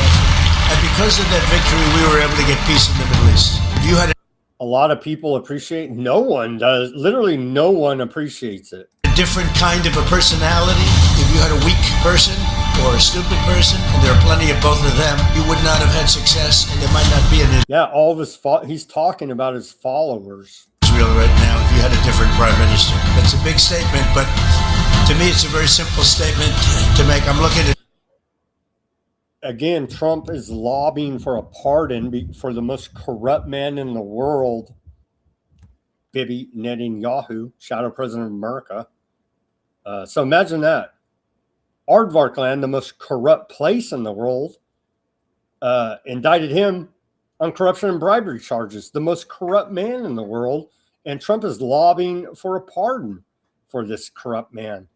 And he keeps the war going so he won't have to face justice in his own country from Aardvarks. Pete Hegseth, and he's sort of nodding. If they don't have a strong prime minister, you would not have an existing Israel right now. And the people of Israel know it. Yeah, we know it, bro. That's why you're dirtbag no good, Trump. And we knew it here at Weaponized News, reporting for a very long time. Very long time here now. I was done with Trump at Operation Warp Speed. I don't know how he tricked and cast spells all over the rest of the people, but come on, man. Give me a freaking break. He just told you right there. There would be no Aardvark land if it wasn't for him. And wouldn't the world be a better place? Just saying. U.S.-backed Lebanese government files. Yeah, the Lebanese government is a puppet of America, essentially, here now. They filed unprecedented UN complaint against Iran. In an unprecedented diplomatic move, the U.S.-backed Lebanese government has filed a formal complaint with the United Nations accusing Iran of violating the 1961 Vienna Convention on Diplomatic Relations, interfering in Iran's internal affairs and undermining the country's sovereignty. Yeah, they're probably, because of their militia groups, their Hezbollah, right? The complaint submitted by Lebanon's ambassador to the United Nations has been circulated as an official document of both the United Nations Security Council and the UN General Assembly. It also disputes Iran's account of the assassination of Iranian personnel in Beirut, alleging that the Ministry of Foreign Affairs and Immigrants of Lebanon was never informed of or consulted about their transfer to the Ramada Hotel in Roush, and that some of those assassinated were not officially registered as diplomats. Lebanon has accused Iranian institutions, including the IRGC, Islamic Revolutionary Guard Corps, of carrying out illegal activities in defiance of state decisions and of dragging the country into a devastating war against its will. According to the complaint, these actions led to thousands of deaths and injuries, the displacement of more than 1 million people, widespread destruction, the occupation of parts of Lebanese territory by Aardvark land. And so, wow. Yeah, I blame Iran and Aardvark land and America, actually, if we want to be honest about all this. But what the hell? It's those damn Iranian terrorists. Here's Bibi, again, reminding us. This is an older clip, but to remind you, 40 Americans' lives are equal one Aardvark life, according to Bibi. That's here. Nah, we can't even play this because it's on Dr. Phil.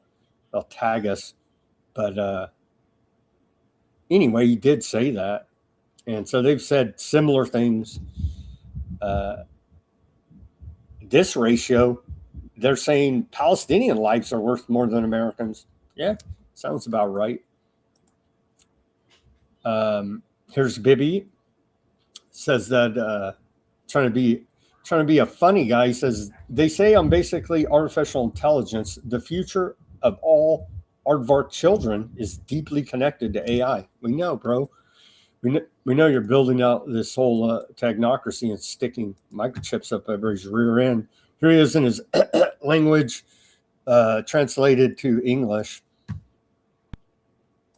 כשדיברתי על סייבר למעלה מלפני עשור, אמרו שאני ראש ממשלה וירטואלי. היום אנחנו מספר 2 בעולם. כשאני מדבר היום על בינה מלאכותית, אומרים שאני בכלל AI. אצבע שישית. They did put out those AI videos of him when there was rumors of his demise. I don't know. Is this AI? Why'd they put out all this shady AI videos just to distract from his genocide? I don't know. But continuing. אבל כשאתה צודק, אתה עושה את מה שנכון למדינת ישראל. ואני יודע שהעתיד של כל ילדי ישראל קשור בטבורו ב-AI. ולכן בחופשת הקיץ הקרובה אנחנו נפעיל מסגרות מיוחדות לילדי ישראל, מגני הילדים עד כיתות ט', ובמסגרת זו אנחנו נכשיר אותם בתחום הבינה המלאכותית. They don't care about Americans. They definitely don't. Well, they're genociding the Palestinians. They're genociding the Lebanese, and they don't even care about their own Aardvark people. I mean, these are bloodthirsty psychopaths beyond the pale. War criminals, straight up war criminals. So, yeah, helping out the young Aardvarks there with the AI. Ongoing bombing campaigns carried out by Iran against Lebanon. No, it's actually Aardvark land. So a strange, I guess they say backhandedly, I guess Hezbollah caused this. No, we know they've announced plenty that they're taking southern Lebanon to the Litani River to build out the greater Aardvark land project. The demolition of southern Lebanon continues. It's ongoing as we continue to report here every day. Ongoing bombing campaigns in southern Lebanon. Aardvark land bombs southern Lebanese, and there's a big old list out of the cradle, all these different places. I'll butcher the pronunciations, but know it's going on. Dropsite News reports 12 killed in Aardvark land airstrikes earlier today in Lebanon. At least 8 people, 2 children, were killed in a series of Aardvark land airstrikes on a coastal highway south of Beirut earlier today, according to Lebanon's Ministry of Health.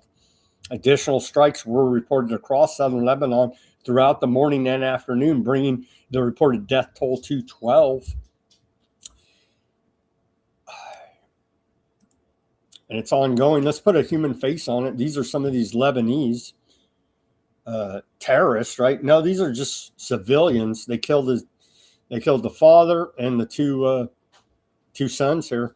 They're wiping out entire families, entire bloodlines of these people. And those are civilians. These are civilians. Here's a whole family they killed. They're in southern Lebanon with a drone strike. But the kid was going to grow up to be a terrorist. But they're civilians. They're killing innocent civilian families there to put a human face on all of this. And they say we're bad if we say that's wrong. You see the problem? Because it is wrong what they're doing. There's still images and videos. We'll go through a couple. Yeah, they're leveling the place. There's an ongoing demolition campaign. This is southern Lebanon. And there's picture after picture. Maybe we'll show a couple more. This is out of the Cradle reporting on it. They're leveling the place. Here's some video of it. Or I think the next one's video. Yeah. Ongoing demolition campaign there. Here's a still image of a T-Bane near a hospital in southern Lebanon.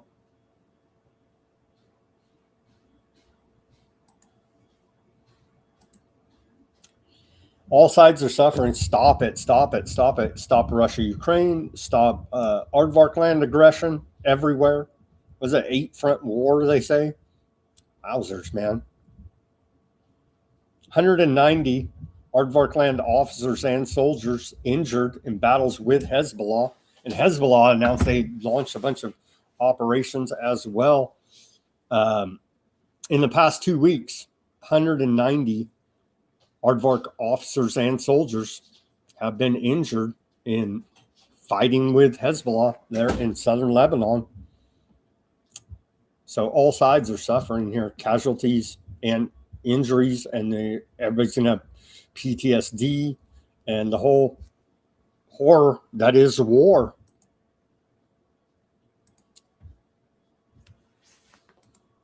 Yep, don't be an antiseptic. Here's the Jimmy Savile's best friend telling us that an increasingly dangerous and volatile world, the UK, says my government will take urgent action to tackle antiseptic behavior and ensure all communities feel safe. Well, that's good of him. Maybe if he resigned and took that crown and shoved up his rear end, everybody would feel safer.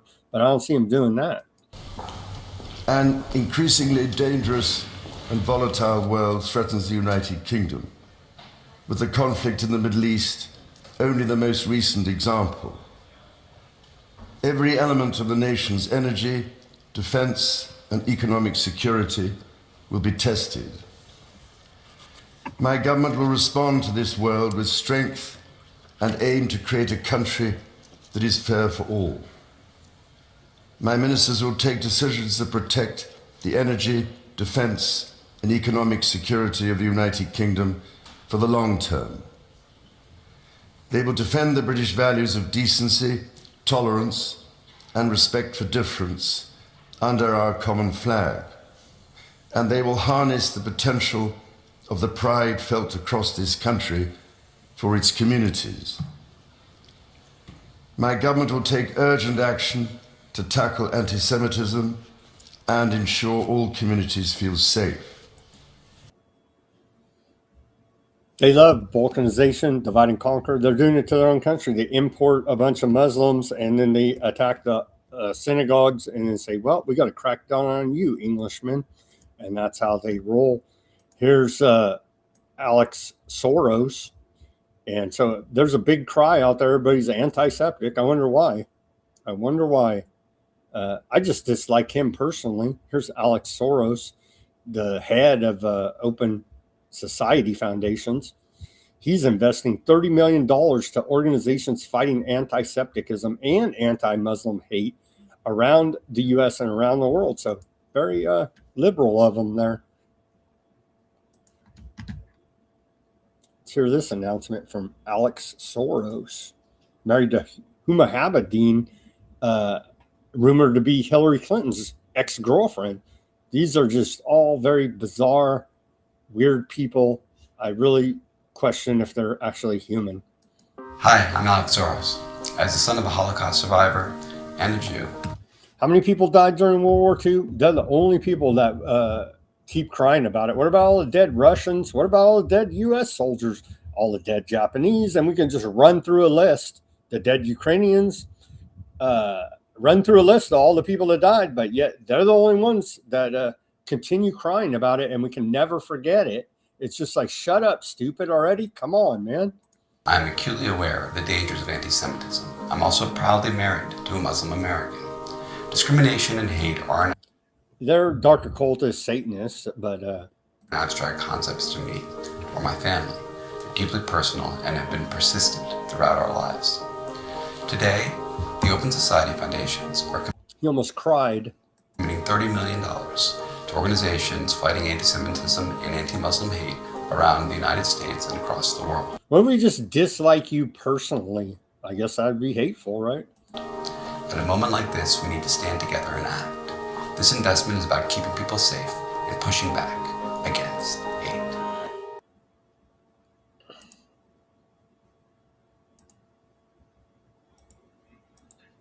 Push back against hate. I agree, but stop the genocide. How about that? Stop killing children. How about that idea? The genocide in Gaza continues against the Palestinians. 70 Palestinian children killed in the occupied West Bank. The other part, right? The occupied West Bank since 2025, most shot dead by live ammunition from IDF forces. The United Nations condemned the rising death toll of children in the occupied West Bank on Tuesday, yesterday, reporting that 70 children had been killed since the beginning of 2025. During a press briefing in Geneva, UNICEF chief James Elder stated that at least one child has been killed on average every week during this period since the beginning of 2025. Elder attributed the fatalities to a combination of intensified IDF military operations and historic levels of aardvark land settler attacks, the ultra-Zionist settlers who are just homicidal maniacs, describing the impact on Palestinian youth as an intolerable price. Data from the briefing indicates that 93% of these children were killed by live ammunition, often during aardvark land military incursions into Palestinian towns and refugee camps. Beyond the fatalities, Elder noted that approximately 850 children have been wounded in the same period, with 2 decades. Well, they've made the announcement, Smotrich, Ben Gvir, the crew, and we've reported that they're taking all that land.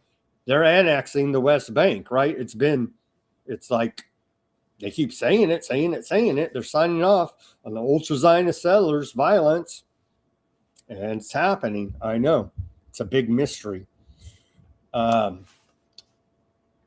on, they're terrorizing. They're taking all that land, you see. They're taking it. But hey, Christian Zionists should love this report.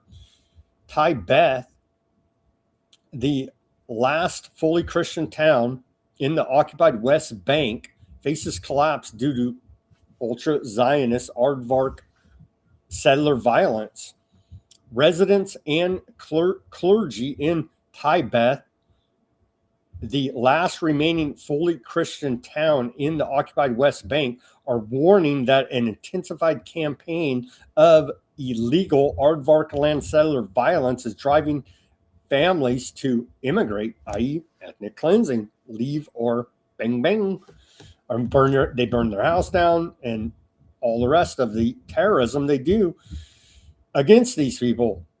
Surrounded by expanding outposts and hilltop youth settler groups, very violent, like right out of Clockwork Orange, right? Those thugs in that movie, like same kind of deal, even more violent though. Back to the report. Let me get through this. Surrounded by expanding outposts and hilltop youth settler groups, the ancient community faces a systemic squeeze of land seizures, economic sabotage, and physical assaults. Local leaders describe the escalation as a deliberate policy aimed at severing the Christian community from the Palestinian national struggle by framing the conflict as a religious war rather than a political occupation. Mike Huckabee loves this, right? Yeah, he does. And all the rest of your fake Christian Zionist devils, they love this. The Reverend Jack Noble Abed of the Greek Catholic Church noted that while the town remains 100% Christian, the pressure has reached a critical stage since the outbreak of the genocidal war on Gaza. Settlers, often operating under the protection of the IDF, have torched vehicles, stolen livestock, blocked the access to 5,000 dumans of vital olive groves. In a particularly alarming incident, residents were forced to extinguish a fire set by settlers at the historic Byzantine Church of St. George, an act seen as a direct assault on the town's centuries-old identity. The acting mayor there, Mayor Hanna, reported that at least 10 families have fled in the past 2 years alone due to unbearable economic and psychological strain, with over 770,000 ultra-Zionist aardvark settlers now occupying the West Bank. The targeted harassment of Tibet serves as a microcosm of a broader effort to empty rural Palestinian areas. Despite the mounting threats, the remaining 1,500 residents maintain their mission to stay and preserve their heritage against a settler project designed to erase them. That's a report out of the Cradle. So yeah, all the Christians that support aardvark land love this, right? They love it.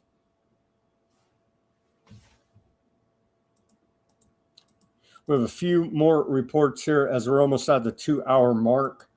A few more reports about the depravity, and it goes on and on and on. The most evil that you can think they're doing. Aardvark land organ theft scandal exposes a culture of desecration, and reported they're digging up Palestinian bodies in the occupied West Bank, removing them. They refuse to let them rest in peace there. Now, this report on January 25th, Aardvark Land President Herzog stood before a crowd celebrating what Tel Aviv claimed was a world record in kidney donations. The event, promoted after a lobbying push to the Guinness Book of World Records, was meant to project generosity, discipline, and moral purpose, but Guinness listed only the gathering itself as a record, not the kidney donations that Tel Aviv had turned into a public relations show. The bodies behind the numbers, they were taking Palestinian kidneys and using that as a publicity stunt to try to set a Guinness Book World Record for donating organs. Like, who even comes up with this stuff? Well, the aardvark evil mind does. Like, really? They're talking about 1,000 transplants between 2009 and 2021. And they just go through a bunch of data, all these different transplants. They're probably the Ben Gvir final solution with the news. They'll probably steal their organs too, part of their organ trafficking operation. It just goes through a bunch of data, breaking it all down here on this report from the Cradle. Truly amazing. I mean, just who even could think of this? But yeah, they're doing it. And then the final reporting here about the prison rape that they deny, and they say, well, that's, yeah. I saw it was New York Compost. It's a tabloid rag, essentially, here in America. They said, well, basically they flipped this story and they said that's what freaking I forget. I think they said Iran. I don't know. Whoever we hate. All the did they say? I think they said Hamas. It was either Hamas or Hezbollah. I can't even remember. But they always do this. If you notice peripherally, I see this. A big report comes out exposing corruption, and they always come out with a counter hit piece, right? Saying no, those guys are doing it. It's like, no, I don't think so. Maybe they are. Maybe they are. And whoever's doing it is bad, evil, and wrong. But here's out of a hotspot on the X posted that they're on TV bragging about raping Palestinian prisoners here with his dog. So let's watch this short clip. And then we'll get into the report about it and wrap up this broadcast. Prison rape, their specialty. אתה מבין? הגעת עם נשק, הגעת עם כלב, מי זה הכלב הזה? כלב הזה זה ג'אנגו, איתי בכל פעילות, איתי במילואים. ג'אנגו? היה בעזה. כלב גבעות, יש לומר. ככה אמא שלי קוראת לי אגב, ג'אנגו. כן, טיפל קצת בנוח'בות בסט תימן, עשה הרבה. בוא, תגיד דברים ש... בקיצור, אותו מג"ד. You see, it's not an anomaly. It's not a one-off event. It is their policy and their culture, because they're laughing and bragging about raping Palestinian prisoners with their dog on Aardvark Land National Television. Like, you can't even make this stuff up. And then here's the big report out of the failing New York Times that they've already debunked, but we've reported consistently here now, documenting this for a long time, but I guess since the failing New York Times says it. But anyway, adding to the reporting, came out yesterday? Came out yesterday by Christoph, reporter out of the New York Times, documented systemic Aardvark land rape of detained Palestinians. They're citing CNN, AP, BBC, and the New York Times gave largely uncritical coverage to an unverified Aardvark land report. They don't talk about the New York Calm Post there, but they say, continuing here, they say one day after New York Times columnist Nicholas Kristof published a meticulously sourced investigation drawing on 14 survivors, the United Nations, and several international rights groups documenting systemic rape and sexual torture of Palestinian prisoners, the Times, along with other major media outlets, published largely uncritical coverage of a new report by the Civil Commission and Aardvark Land NGO claiming Hamas committed systemic sexual violence on October 7th. That's who they were blaming, Hamas. It's hard to know who's. It's a damn terrorist. No, but it's actually the Aardvarks doing this. You see, the underlying archive behind the Aardvark Land report, which was covered by a wide range of your Mockingbird media here in America, the AP, CNN, BBC, well, that's UK, Digital ID, anybody? Continuing, is entirely sealed. Only AP disclosed that its findings could not be independently verified. So they reported it as fact when it was its propaganda as Aardvark NGO, you see, is the problem here that drop sites debunking. Continuing here, they say CNN acknowledged that it has not been able to verify all of the contents to the archive, though it claimed it had seen many of the visual materials included in it. The New York Times noted the archive was closed to protect the privacy of victims, without clarifying that the means for verification. The BBC likewise made no disclosure about whether it had reviewed or verified the sealed archive. And so they're going through the different Mockingbird outlets there about can they actually verify these claims that come out the same day with this big report documenting aardvark land Palestinian prison rate. No, it's Hamas, right? And then Mockingbirds run with it, and we know the routine here now. Deflection from the reality that they don't want America, the West, to see here now that they're bragging about on their own mainstream television in aardvark land.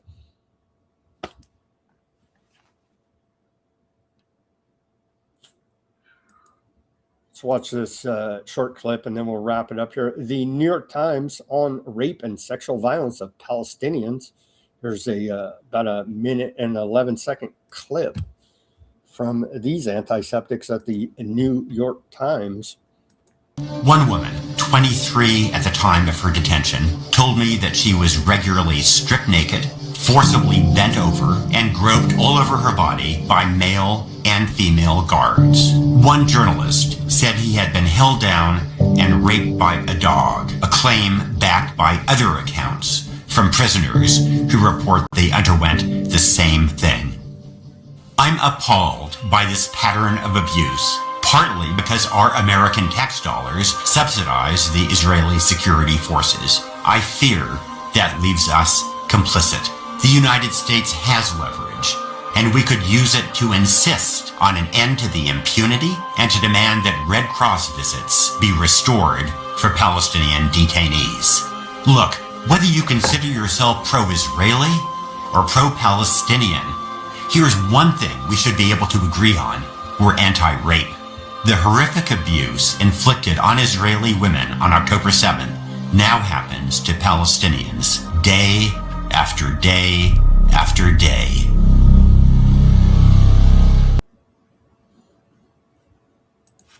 They're pushing a big campaign right now. If you say that's wrong and evil, then you're bad. Amazing. All right, let's take a look if anything crazy happened here while we're on air. Iran International headlines. Iran U.S. ceasefire hangs in balance as Trump heads to China. There's no ceasefire. We're in day 75 of the Iran war. It's some maniacal games that the lawyers play so they don't have to follow the Constitution. Iran clerical regime's pursuit of a nuclear weapon irreconcilable. Secretary of State Rubio says Chinese tanker carrying 2 million barrels leaves Strait of Hormuz. Iran will use nuclear weapons if they get one. Senator Kennedy says, yeah, we know they've been going to nuke New York for 47 years in 2 weeks, right? But Trump's the only clown that bought this BS story. Again, debunked by our own freaking intelligence agency and the State Department. So give me a freaking break already. They're going to nuke us in 2 weeks. Man, it's also tiresome. Tell you, at the end of the show, seeing that headline is just, who's buying this garbage? You know what I mean? Fox News viewers, I guess. I don't know. Or your, was it Newsmax? Like your freaking war channels, pro-war channels, just like garbage. Anyhow, let's wrap up this show now. Al Jazeera headlines. All the big headlines of Trump meeting with China there. Backdoor one world government technocracy meeting, essentially. Yeah, not much. So that's a good thing that we're not bombing the hell out of Iran right now. All right, let's go to the channels and see how Odysee's working. Apologies to Odysee audience. We had some technical difficulties the last 2 days, but I do believe we streamed there today. I see some of the chat fell off there. I get that because of the technical difficulties. Anyhow, Shout out to Huffman, Gurr, Deep over there on the Odysee. A little bit of a chat going on. Let's see. Oh, they're talking about that robot video. Yeah. You'll see package sorters at Amazon, all these different places. That job's gone, right? That robot just proved that. I hope Russia does give. Who knows, man? Who knows? They don't even need nukes. They could just give them hypersonics that allegedly cause the same amount of damage with no radiation. So, you know, and they got all these secret weapons. They've admitted directed energy weapons. So, are nukes even really necessary anymore? I don't think they are. Even if they were a real thing and do everything they're sold as. Are they even necessary with all this new directed energies like I just went through, hypersonics and all the rest of it? All right. Thank you guys for tuning in on the Odysee X, Substack, Kick, YouTube, and Rumble.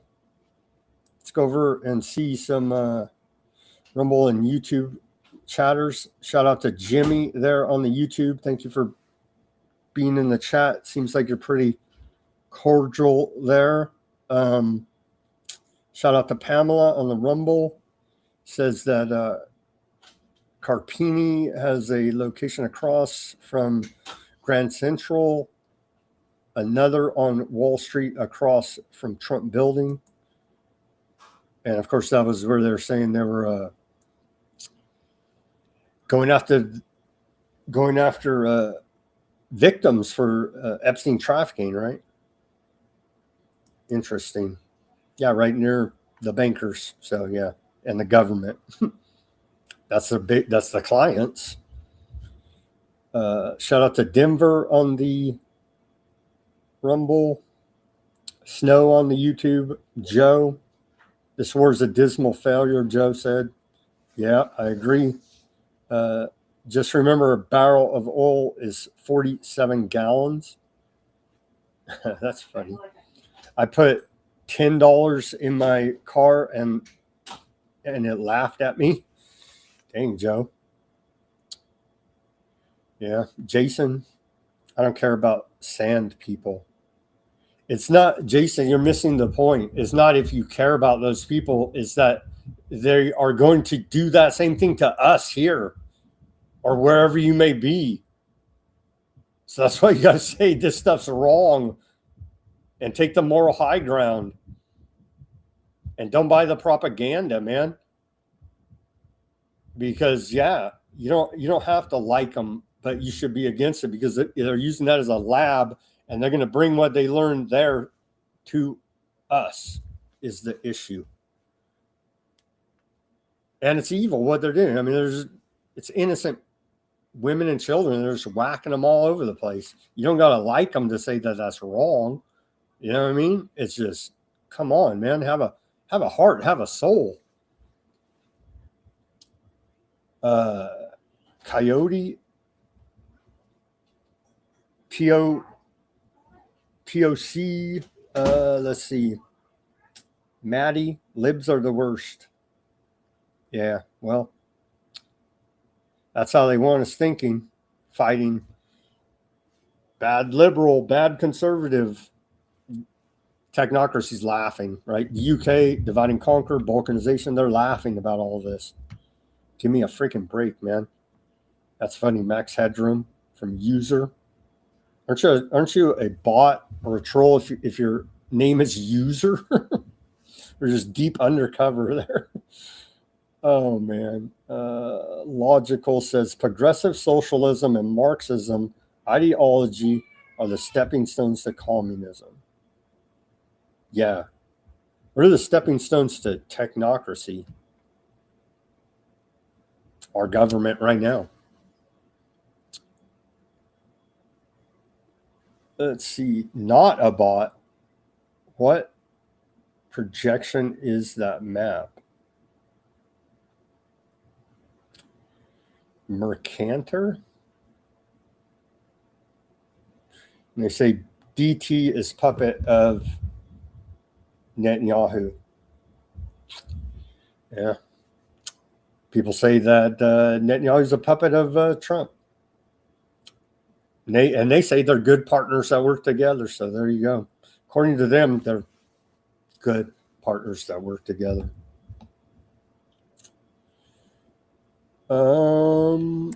Yeah. Yeah, a lot of people were involved there in 9/11. Dick Cheney gave the stand down order. We were lied to about 9/11. For sure.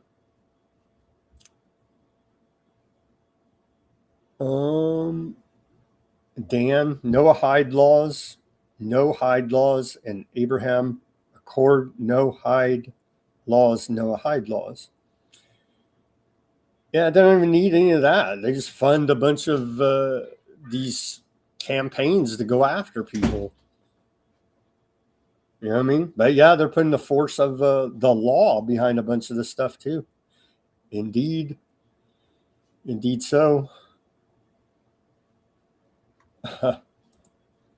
Snow out of Canada says, I'm a Zionist, the last thing Trudeau said as a prime minister.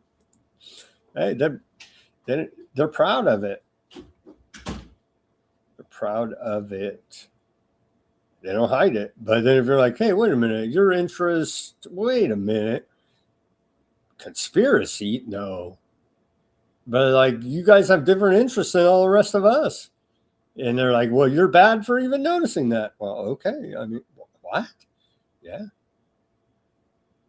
Yes, indeed. Let's see. Dan says, since the Carter administration, they've been putting this law in behind our backs. It's unbelievable. Trump is going to build the temple. Yeah, that's in the background of all this. The religious fanaticism of fulfilling their prophecy is in the background of all this driving. Who knows who's that is driving, because everybody has different motivations. Some are just cold-blooded killers, psychopaths. They get all, they're fulfilling their bloodlust. They think they're doing sacrifices to their evil gods. Some are just in for the money, profiteering off of it. Some of it are trying to fulfill this crazy build the third temple prophecy, right? So it's all just insane, right? It's insane. Yeah, we talked about that. That was a ritualistic blood sacrifice. The kickoff the Iran war that whacked those schoolgirls, 100%. We played the testimony of the military saying, yeah, those are guided missiles. They knew exactly what and who they were bombing and killing. There's also a biblical calendar, and it makes it clear we got 4 years left. Yeah. I'm not buying into that, because it also says that nobody knows the time when, if you're going to follow the Bible, it says nobody knows the time. So there you go. For all the end times doomsday preachers, nobody knows the time. Nobody knows.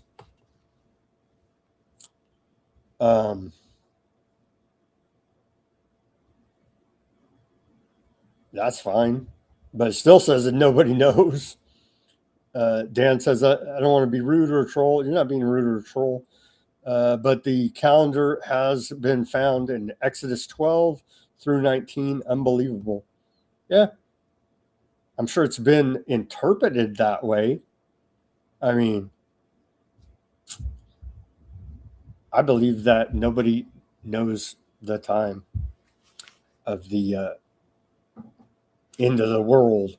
I don't even believe there will be an end of the world. We're already we're in the Great Reset. I mean, we're in a new world order. If you guys are new to the show, we've been covering this. We've been covering it as we've been going through it, and they've been making all these big announcements. We're on racing toward UN Agenda 2030. Goals for sustainable development must be fulfilled for the good of all, according to the United Nations, right? They say net zero by 2050. It goes on and on and on. For those new to the channel, we've been covering all of this stuff.